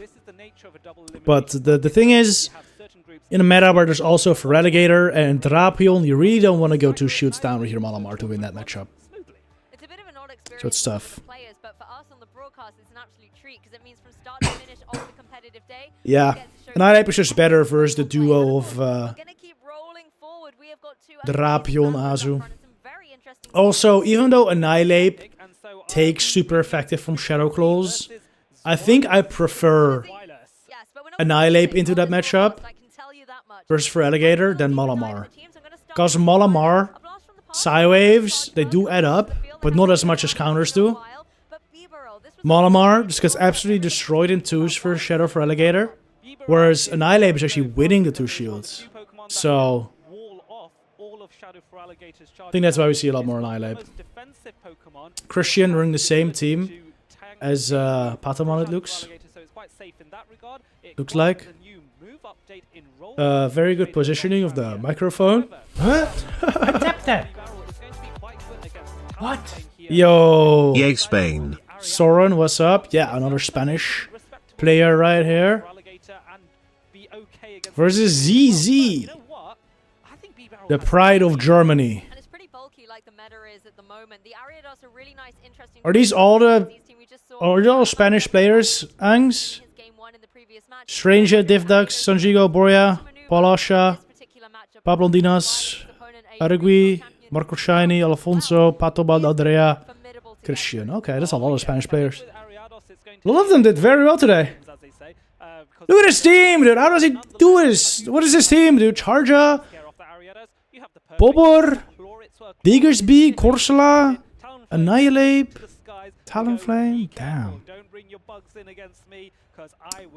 Yo, Soren, 27 months is crazy, by the way. Thank you very much for support.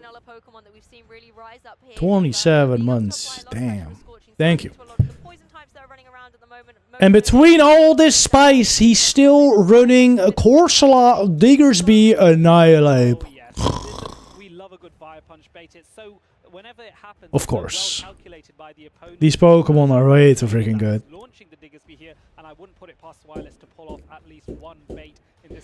Man, Sand-Attack, Drill Pack, Payback, Corviknight would have destroyed that. Like everything. Interesting fact about Corviknight, by the way. There's a breakpoint versus Diggersby. Don't tell this to anyone else, okay? This is between me and you, chat. You can absolutely destroy this Corviknight without it. But if you have some attack, you can reach 2 damage from your sand attacks. And you can actually win the 1s and 2s.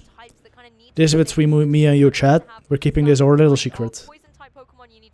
type Pokemon, but you also need to have a ghost type Pokemon. And I really like the Get yourself a higher attack Corviknight. with Pokemon like the Corsola and the Annihilate. Yeah, double ghost is an interesting strategy, particularly with. All right. But that is why you put that Shadow Drapion off with the Digger Speed. High attack IHP. I don't know the exact metrics for his other Pokemon. I think you actually want some defense versus Corsola though. So a high attack Corviknight probably loses out in other matchups. I haven't really looked into it, but if you want to beat Diggersby, you need higher attack. And I think we're just trying to show us the entire time with the egg hatches. True. True. Yo, Charjabug looks really good here, man. Azu, Gator are good matchups. Annihilate, good matchup. Drapion, Aridos, Talonflame, fine. I think Charjabug's always a disappointing matchup. Disappointing Pokemon into Pokemon which you need to throw your electric attacks into. Or your electric attack. Holy, this is not a disappointing matchup though. This is one heck of a matchup for the Bibarel. It's a shiny one as well. Holy. Oh, but the Drapion is tough, man. Drapion is actually tough. Let's it go? Interesting. I mean, he has no trouble taking out the Talonflame. So I like this. You're staying with the Bibs.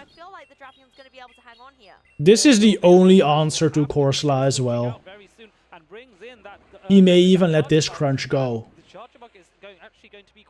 I wouldn't be surprised. I think it's a fine shield, super fine shield, but it's also a fine no shield.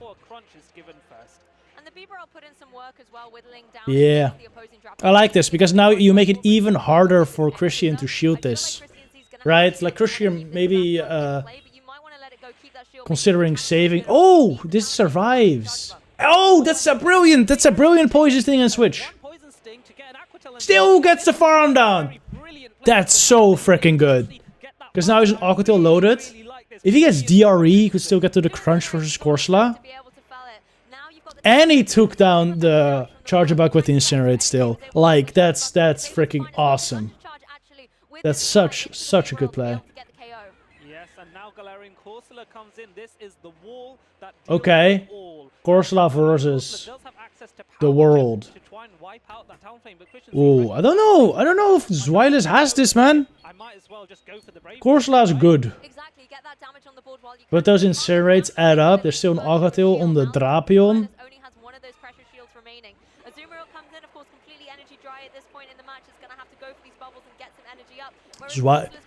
Imagine Zweilous waits a turn. At this point, Zweilous also can't wait turns. Because if that's legit a lose con. Because if ZZ waits a turn, that could give Christian a window to like get a Poison Sting in and crunch. Good no shield by ZZ. I guess player up his farm now wasn't enough anyway, so Christian is just going for double Ice Beam here. Makes sense. This also puts it close. Yeah, it's gonna be an Aqua Tail range soon.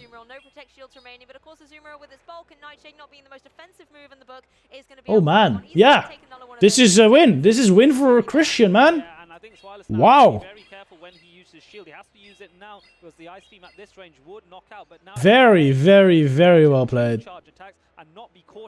Yeah, this makes sense. ZZ is hoping that Christian would switch immediately and that he would throw the Nightshade into the Drapion. Not taking any risks though. Damn, this was insanely well played. That one sting he did into the Charjabug changed the entire game, guys. That's incredible. And these are the kind of plays you only see from like insanely good players. Incredible stuff. Incredible stuff. There you see why Charjabug is a little disappointing. Like that X-Scissor not knocking out Drapion is a bit unfortunate. Very unfortunate.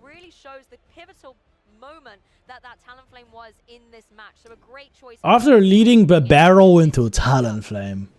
Holy.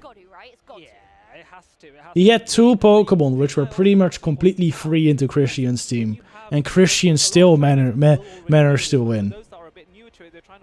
That's crazy. Dude, it is a battle of the ZZs. ZZ? ZZ! That's so good. Charge was just used last meta because it was a good core breaker. Yeah. I mean, even in that meta, like Charge was good, but it had the tendency to fall short sometimes. I think ZZ can still come back from this. So if you are watching and you're not quite sure what that means, go to your nearest local challenge, check out on the Play Pokemon locator, and there will be trainers there able to show you. I prefer your ZZ on the lead or in the back. A little bit of both, honestly, a little bit of both. Some Z's at night, some Z's in the morning. Maybe a nap in between.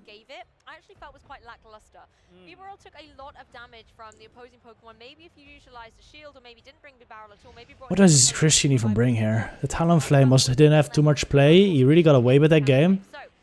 ZZ. Wireless.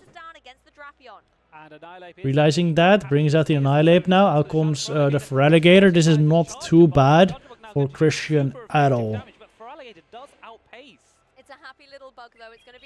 Kind of IV dependent, I've noticed this matchup. I think at this point Chargeback can fully farm down. Yeah, Bib absolutely walls Gator. You are right. But he just lets this go. I like it. I like it, because now Bib... I think you counter this down. You can't roll out this down. I think you'd rather counter this down.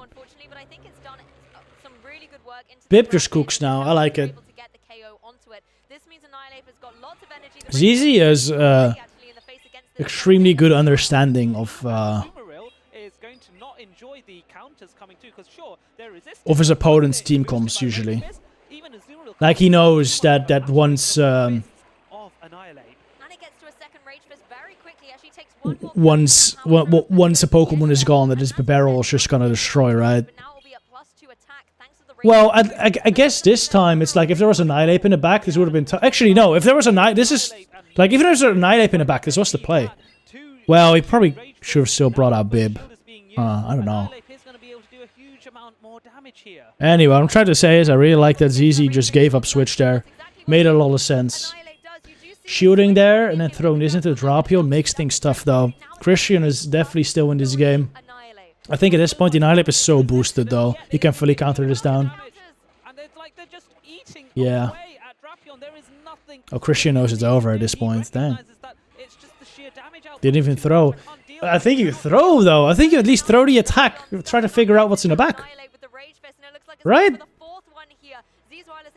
We didn't see. Yeah, he didn't see the Bibarel. Like even if you know you're losing, no matter what's in the back, like at least go for the info, right? At least go for the info. You didn't even go for that. Bit of a mistake. But maybe he just knew. Maybe he just knew. Christian Z's team there. That's a very good image, actually. A good summary of the way that Annihilate can operate. And now you have to beg the question coming into the game 3. How does Christian Z... Maybe you could have also expected... Because ZZ brought in Chargebuck instead of Bibarel versus Feraligatr. Like, if you have a Bibarel, you're bringing that into Feraligatr, right? This is the entire reason you bring Bibarel. It's to wall Feraligatr. And ZZ did not bring it into Feraligatr. Christian cannot be expecting Bibarel, right? You're a little wild. Maybe he does. Maybe he does. But I would think that Christian thinks that it was Corsola. Because Annihilate Corsola core makes sense into Christian's team. Oh my goodness. Oh, and it's Gator in the back? Oh god. ZZ does not know yet how hard he cooked Christian.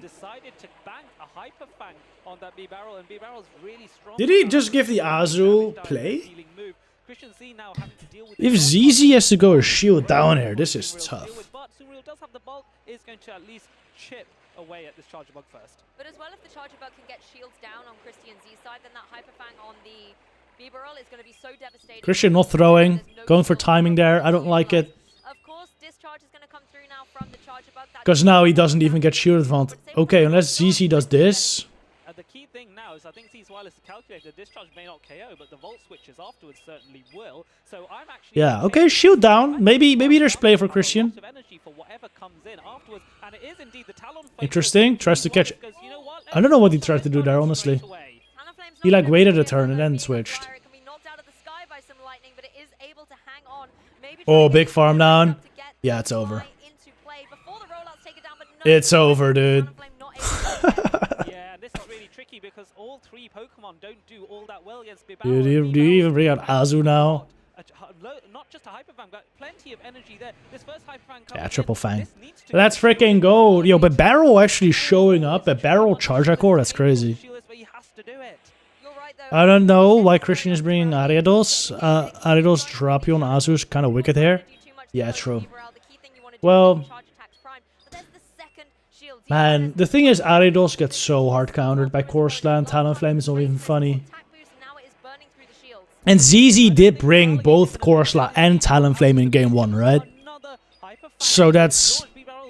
After that game 1, that's a difficult Pokemon to bring.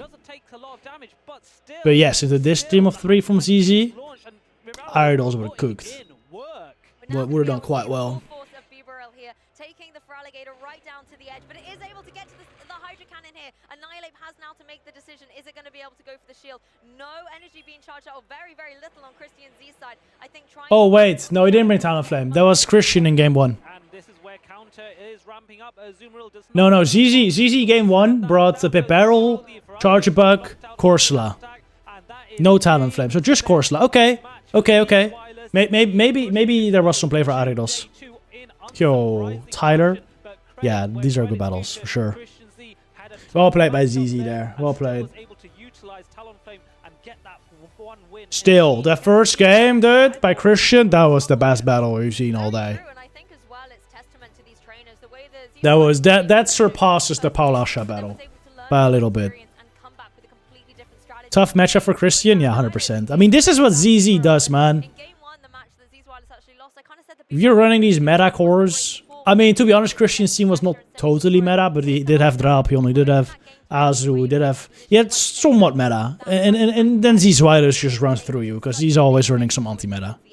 Yes, indeed it did. The Barrel Charger Bug just found all his targets here. And then you're in a massive pain as the opponent. But Christian Z going up, there's something very, I won't say intimidating, but there is something very scary at first. I am surprised we are doing the Group H, or we have done the Group H and G Winners Finals before the Group F Finals. Normally they do it all in order. But now this is gonna be the final Group Finals. Are there gonna be any Winners Finals or Losers Finals, I mean, in between? Apparently they couldn't find Nessa Beathan. Oh my god. How? That's funny. That's what Amal told me? Damn. Wait, Nessa Beathan is lucky then that they still allow him to play. Yo, Garchomp. Still winning? Holy, look at this. 1, 2, 3, 4, 5. Taking out Weedle as well is great. Now playing Slowking. Slowking still in as well. Team Belgium. You still in the house? Slowking. Making his way to the bracket. In this tournament, there is no way. The general consensus, there's no way to build a team of 6 that is... Taking a dump would be my bad. Dude, I remember, I almost got a game loss, because I went to take,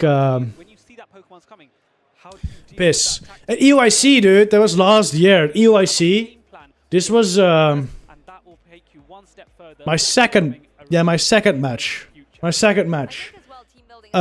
My first match, my opponent didn't show up, okay? My opponent didn't show up until like 5 to 10 minutes. kind of top rankings and pick Pokemon. I was done kind of late with that battle, but I really needed to go to the bathroom. But the problem was at EOIC, the bathrooms were like so far away from where we were doing the battles, right? From a battle area. You had to go out of the entire... Like, goal for one was all the way at the other end of the... What's it called? Like, the hall. Great game, guys. You had to go all the way to the other end, get out the door, then go to the toilet. They had to go through, like, the check-in again to the baggage control. And then you had to go all the way back. Venue? Well, venue is like the entire... Like, the venue is also like where the food is, right? So it's not venue, the word. It's like the play area. Big freaking room. You know? So when I arrived to my next match, even though I had a world record P time, okay? I got it done quick. Believe me, I ran back. I literally ran back as well. When I came back, and I even checked after my match was done, while I was walking, if my table was assigned yet to my next opponent. It wasn't. So I was like, okay, I'll go to the bathroom. And then when I came back, I was like 10 minutes late. And they were like, okay, you got a match loss. And I was like, that's a little crazy, because I think going for a quick bathroom break into in between matches is like not too much to ask for. And luckily the judge agreed, and they rescinded my match loss, and they turned it into a warning. So instead of a match loss, I got like a warning on my record. So fine. So now when I go to the bathroom in between matches, I tell the judges. Like I'm some freaking 6-year-old that... like I'm some freaking 6-year-old at primary school. At least that's what they told me. Next time you gotta tell the judges. I did tell a judge once and they were like, okay. You don't have to tell me. Like they look at me like, what the fuck?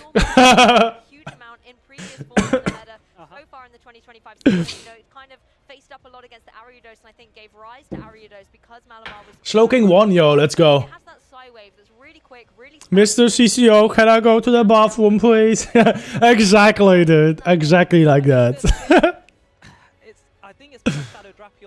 Okay, we got Nessa Beathan versus Hamad Munir now. The psi waves from the fast attacks are double resisted, and the crunch in comparison, even though it's neutral, doesn't. Is this still his team that he won? That he won the tournament with? So, anywho, speaking of which, we have a Malamar, we have the Shadow Drapion, and what do we have to bodyguard against the Shadow Drapion? We have the Clodsire. I think this was the one. Oh no, that was the Boom team. Hey, his win is not in there yet. But yeah, this was Demi Ran. This is slightly different, I mean. Triple, dude, this is not a line I would ever bring into a meta where everyone's now running Shadow Marowak. Triple poison. I mean, Aridos is play, but it is awkward. And then Drapion and Claude too, they suck versus Marowak. Claude over Quag, I think that's a crazy meta call. Like, imagine Quag here, it would do pretty good, no? I guess Claude is fine there as well, though. Yeah, I guess Claude is good here too. Claude is still good. But I just feel like there's too many Marowak for triple poison right now. But Nessa Beathan doing good with it, so... He must know something I do not.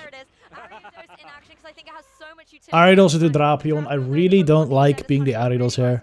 Oh my god, this is the freaking meta, guys. This is the freaking meta! Welcome to Play Pokemon Season 2025. Poison, double water. Let's freaking go. Who will win, chat? Who will win? I think this is looking good for Hamad, because he will be able to win this matchup. Yes, Sabethan catches this though. I think this is still fine for Hamad. He can do like 7 poison stings here. Even though he's debuffed, that's... Okay, I mean, I don't hate this either. I think 7 stings into an Azu switch would have been so nice. 7 stings into an Azu switch. I think that would have been so nice. Now, I think he may struggle versus the Ariados later on. Like, how is he gonna take it out? He's gonna have to shield here. I don't know, man. This is looking good for Nesabithan now. The bubble damage is irrelevant? Yeah. And getting that energy is huge. Like, look at Nesabithan's team. Once you get rid of the Azu with your own, the Drapion energy goes everywhere, right?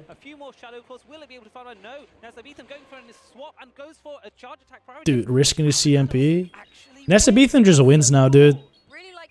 This Ariados has too much health.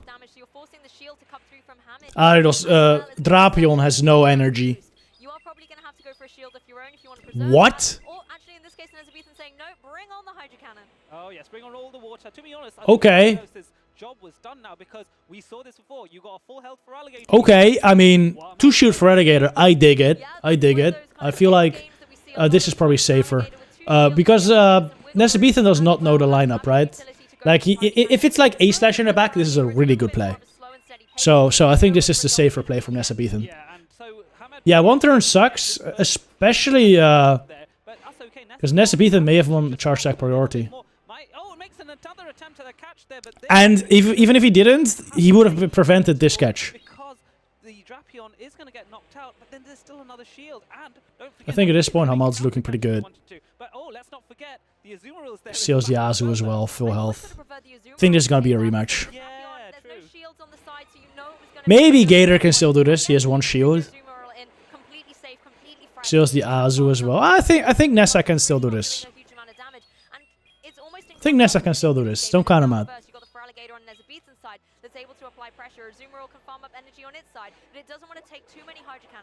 Yeah, and okay, interesting here. Hamad is going for the ice beam because he it's gonna be tough, man. It's gonna be tough because he pretty much he has to always have a Hydro loaded. Okay. That is also going to be really, really okay. Because Nessa's big win condition was to get as many I mean, on that Azumarill, and now he can't do that. I actually do really like this. I mean, this makes it interesting. Hamad's gonna have to throw immediately, otherwise Gator outpaces. But it's still going to be close because Nessa does have the opportunity to make a catch. They both make a weight, and neither of them. Easy for Nessa. It's easy. Already has a lot of energy on Azu. Damn, dude. Damn. Yeah, well played. That 1 turn lag made it so much more difficult. So much more difficult for Nesabithan, but he still got him. Well played, well played. I think Ahmad made a mistake there. Like whenever, I think the rule of thumb is, for me at least, whenever Azu catches versus Drapion or Gator, for both discounts, and you have your own Azu in the back, just farming up till right before their Ice Beam and then switching is like the right play 99% of the time. 99% of the time, that's the proper play. Unless you have like a Toxapex to hard wall. Even then, like you farm up, right? You farm up, and then you switch to your counter. I think if Hamad had done that, he would have just won. Well, okay, it's not that clear cut, but it would have been a pretty good spot for him.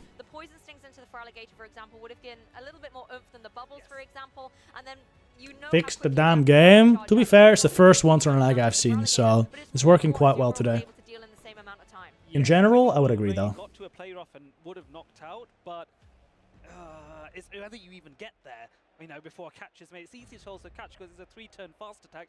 I mean, I guess Hamad figured that since he was debuffed, the damage was not going to do that much, but I think you don't even really care about the damage. Like the energy is just so valuable in Drapion. With a bit of, you know, future sight, as they say. And you clear your debuff anyway. I want Jumpluff to come into the next game. I think Jumpluff has a lot of potential against Pokemon like the Azumarill, against the Feraligatr here. Yes, you're going to have to protect it against... I think Ahmad will play a similar team. He has almost no reason not to. Drapion is very safe. Gator is very safe. I think you should just run the same team. Either the same team or go like Gator lead. Though Gator lead does not work. He did learn that the Aridos won CMP versus Gator, so I think he has to go with... if he runs Drapion double water again, he has to do Drapion lead. There's no other option. So I'm imagining that. Anywho, less dancing about in Stadium, more dancing about in the Go Battle Stadium. Drapion mirror. Oh my god, are we gonna see a full mirror? Oh my goodness. Welcome to season 2025. I need to bring a core breaker to this, man. Holy. Yeah, and I think I'm not sure if we've seen... I think this is why KingOWT is so freaking valuable. Because if you run KingOWT, people pretty much can't run Drapion Gator. They will, okay, they will still do that, but you can punish it at least. Because if you lead Gator into a line like this, they are so screwed. This is going to be really interesting to see which Drapion falls down first. They're gonna simul swap into Gator now. Like, you just know it. This is the play. We're all following the same flowchart. We're all following the same freaking flowchart, dude. This game was already finished. In theory. Before the tournament even started. And the Drapions are not gone from the match. They're just in the back, ready and waiting. Hamad losing CMP. Not great in this matchup. Maybe he has a catch opportunity later, or a predict opportunity later where you can predict Nessa Beathan to not throw. Because Nessa Beathan will likely be expecting the catch on the third Hydro. The problem is, like, catching a Hydro on Azu will not be that bad. But the problem is, these Shadow Claws are not putting it into a range. Are not putting it into a range where Azu can deal with it. Who's gonna catch? It is up to Ahmad to catch. And Nessa Beathan goes to Azu. I really dislike this play from Nessa Beathan. But it works out for him. It works out for him. Maybe he predicted that Drapion would come out. But let's say Ahmad stayed in. Like, this would have been so bad for him. But, good for him. That did not happen. And now I think Nessa Beathan is in a really good spot. Energy lead with his Azumarill. Has a Hydro Cannon loaded on his Feraligatr, which wins CMP versus the opposing Feraligatr. All the shields have gone as well, so there's no defensive utility that these trainers can make other than the bulk and the switches that they can make on these particular teams. We've seen the Maybe Ahmad just play here. To be able to eat up an attack and then just, you know, Suggest instead swap it to drop. It's tough. It's honestly tough. I do think it's tough. I think maybe switching the Azu is not that bad, but I think there's several ways where switching it to the Azu could go wrong. And there's not that many ways to where just throwing the attack can go wrong. Oh, man. Interesting. An energy advantage as well. Nessa now needs to think what this Shadow Feraligatr has a Hydro Cannon. It does win charge attack priority, so extra energy was not worth it in the end. All that Hydro Cannon energy. Yeah, this was just over for Ahmad at that point. Honestly, I don't think there was any good play at that point, Poncho. Every play had significant downsides, I guess. And now it's a race for Hamad Muni's Azumarill to get to a play rough before Nessa's Azumarill can do the same. But no, Nessa already... Well played, Nessa! Winning the pretty much mirror line twice. With the same alignment as well, and ultimately it was a masterclass in who can utilize the team. Good shit, good shit. An incredible display from Nessa Beathan. Making the day too. A clean 2-0 victory. Oh, I do agree, Boom. I do agree. I wish we had a little bit more variety, but I don't mind these three Pokemon, right? I think these three are so much better than like Digger's Corsola meta. So much better. Though we also have that, of course, we also have that. But I'd rather see people run these three over and over again than Digger's Corsola over and over again. differences make all the difference. I mean, in Pokemon Go, we talk a lot about these split-second decisions as it is, with those kind of half-second. Sad he won so much, but his might as well. Well, I mean, he could still win the losers finals, right? He's still he's in out. We could still see more from Ahmad Munir. Where is he? Yeah, he totally did. I want to give credit though to Hamad. Who's he playing? Fabulous performance from Sir Corey. Dang, Corey, losers finals. Let's freaking go. Last time he competed was in EUIC last year, so that's all right. good. And what, it was in April. Chat, that's it for me for today though. I'm a bit of a cold, so my voice is kind of piecing out right now. So I will send you guys over to the main Pokemon Go channel on Twitch. If you're watching on YouTube, you can also check it out on YouTube, the stream. Highly recommend it. There's, I think, still some losers bracket matches to go. Gokla Saab Munir. We got Christian versus Slowking. We got Corey versus Ahmad Munir. Gengar Live still playing. So I highly recommend you check out the rest of the stream. I will be live again tomorrow for day 2 of this tournament. Should be fun. For now, let's go to the main stream. See if I can find it. Where is it? There it is. Alright. Chat, thank you very much for hanging out with me today. Appreciate you all.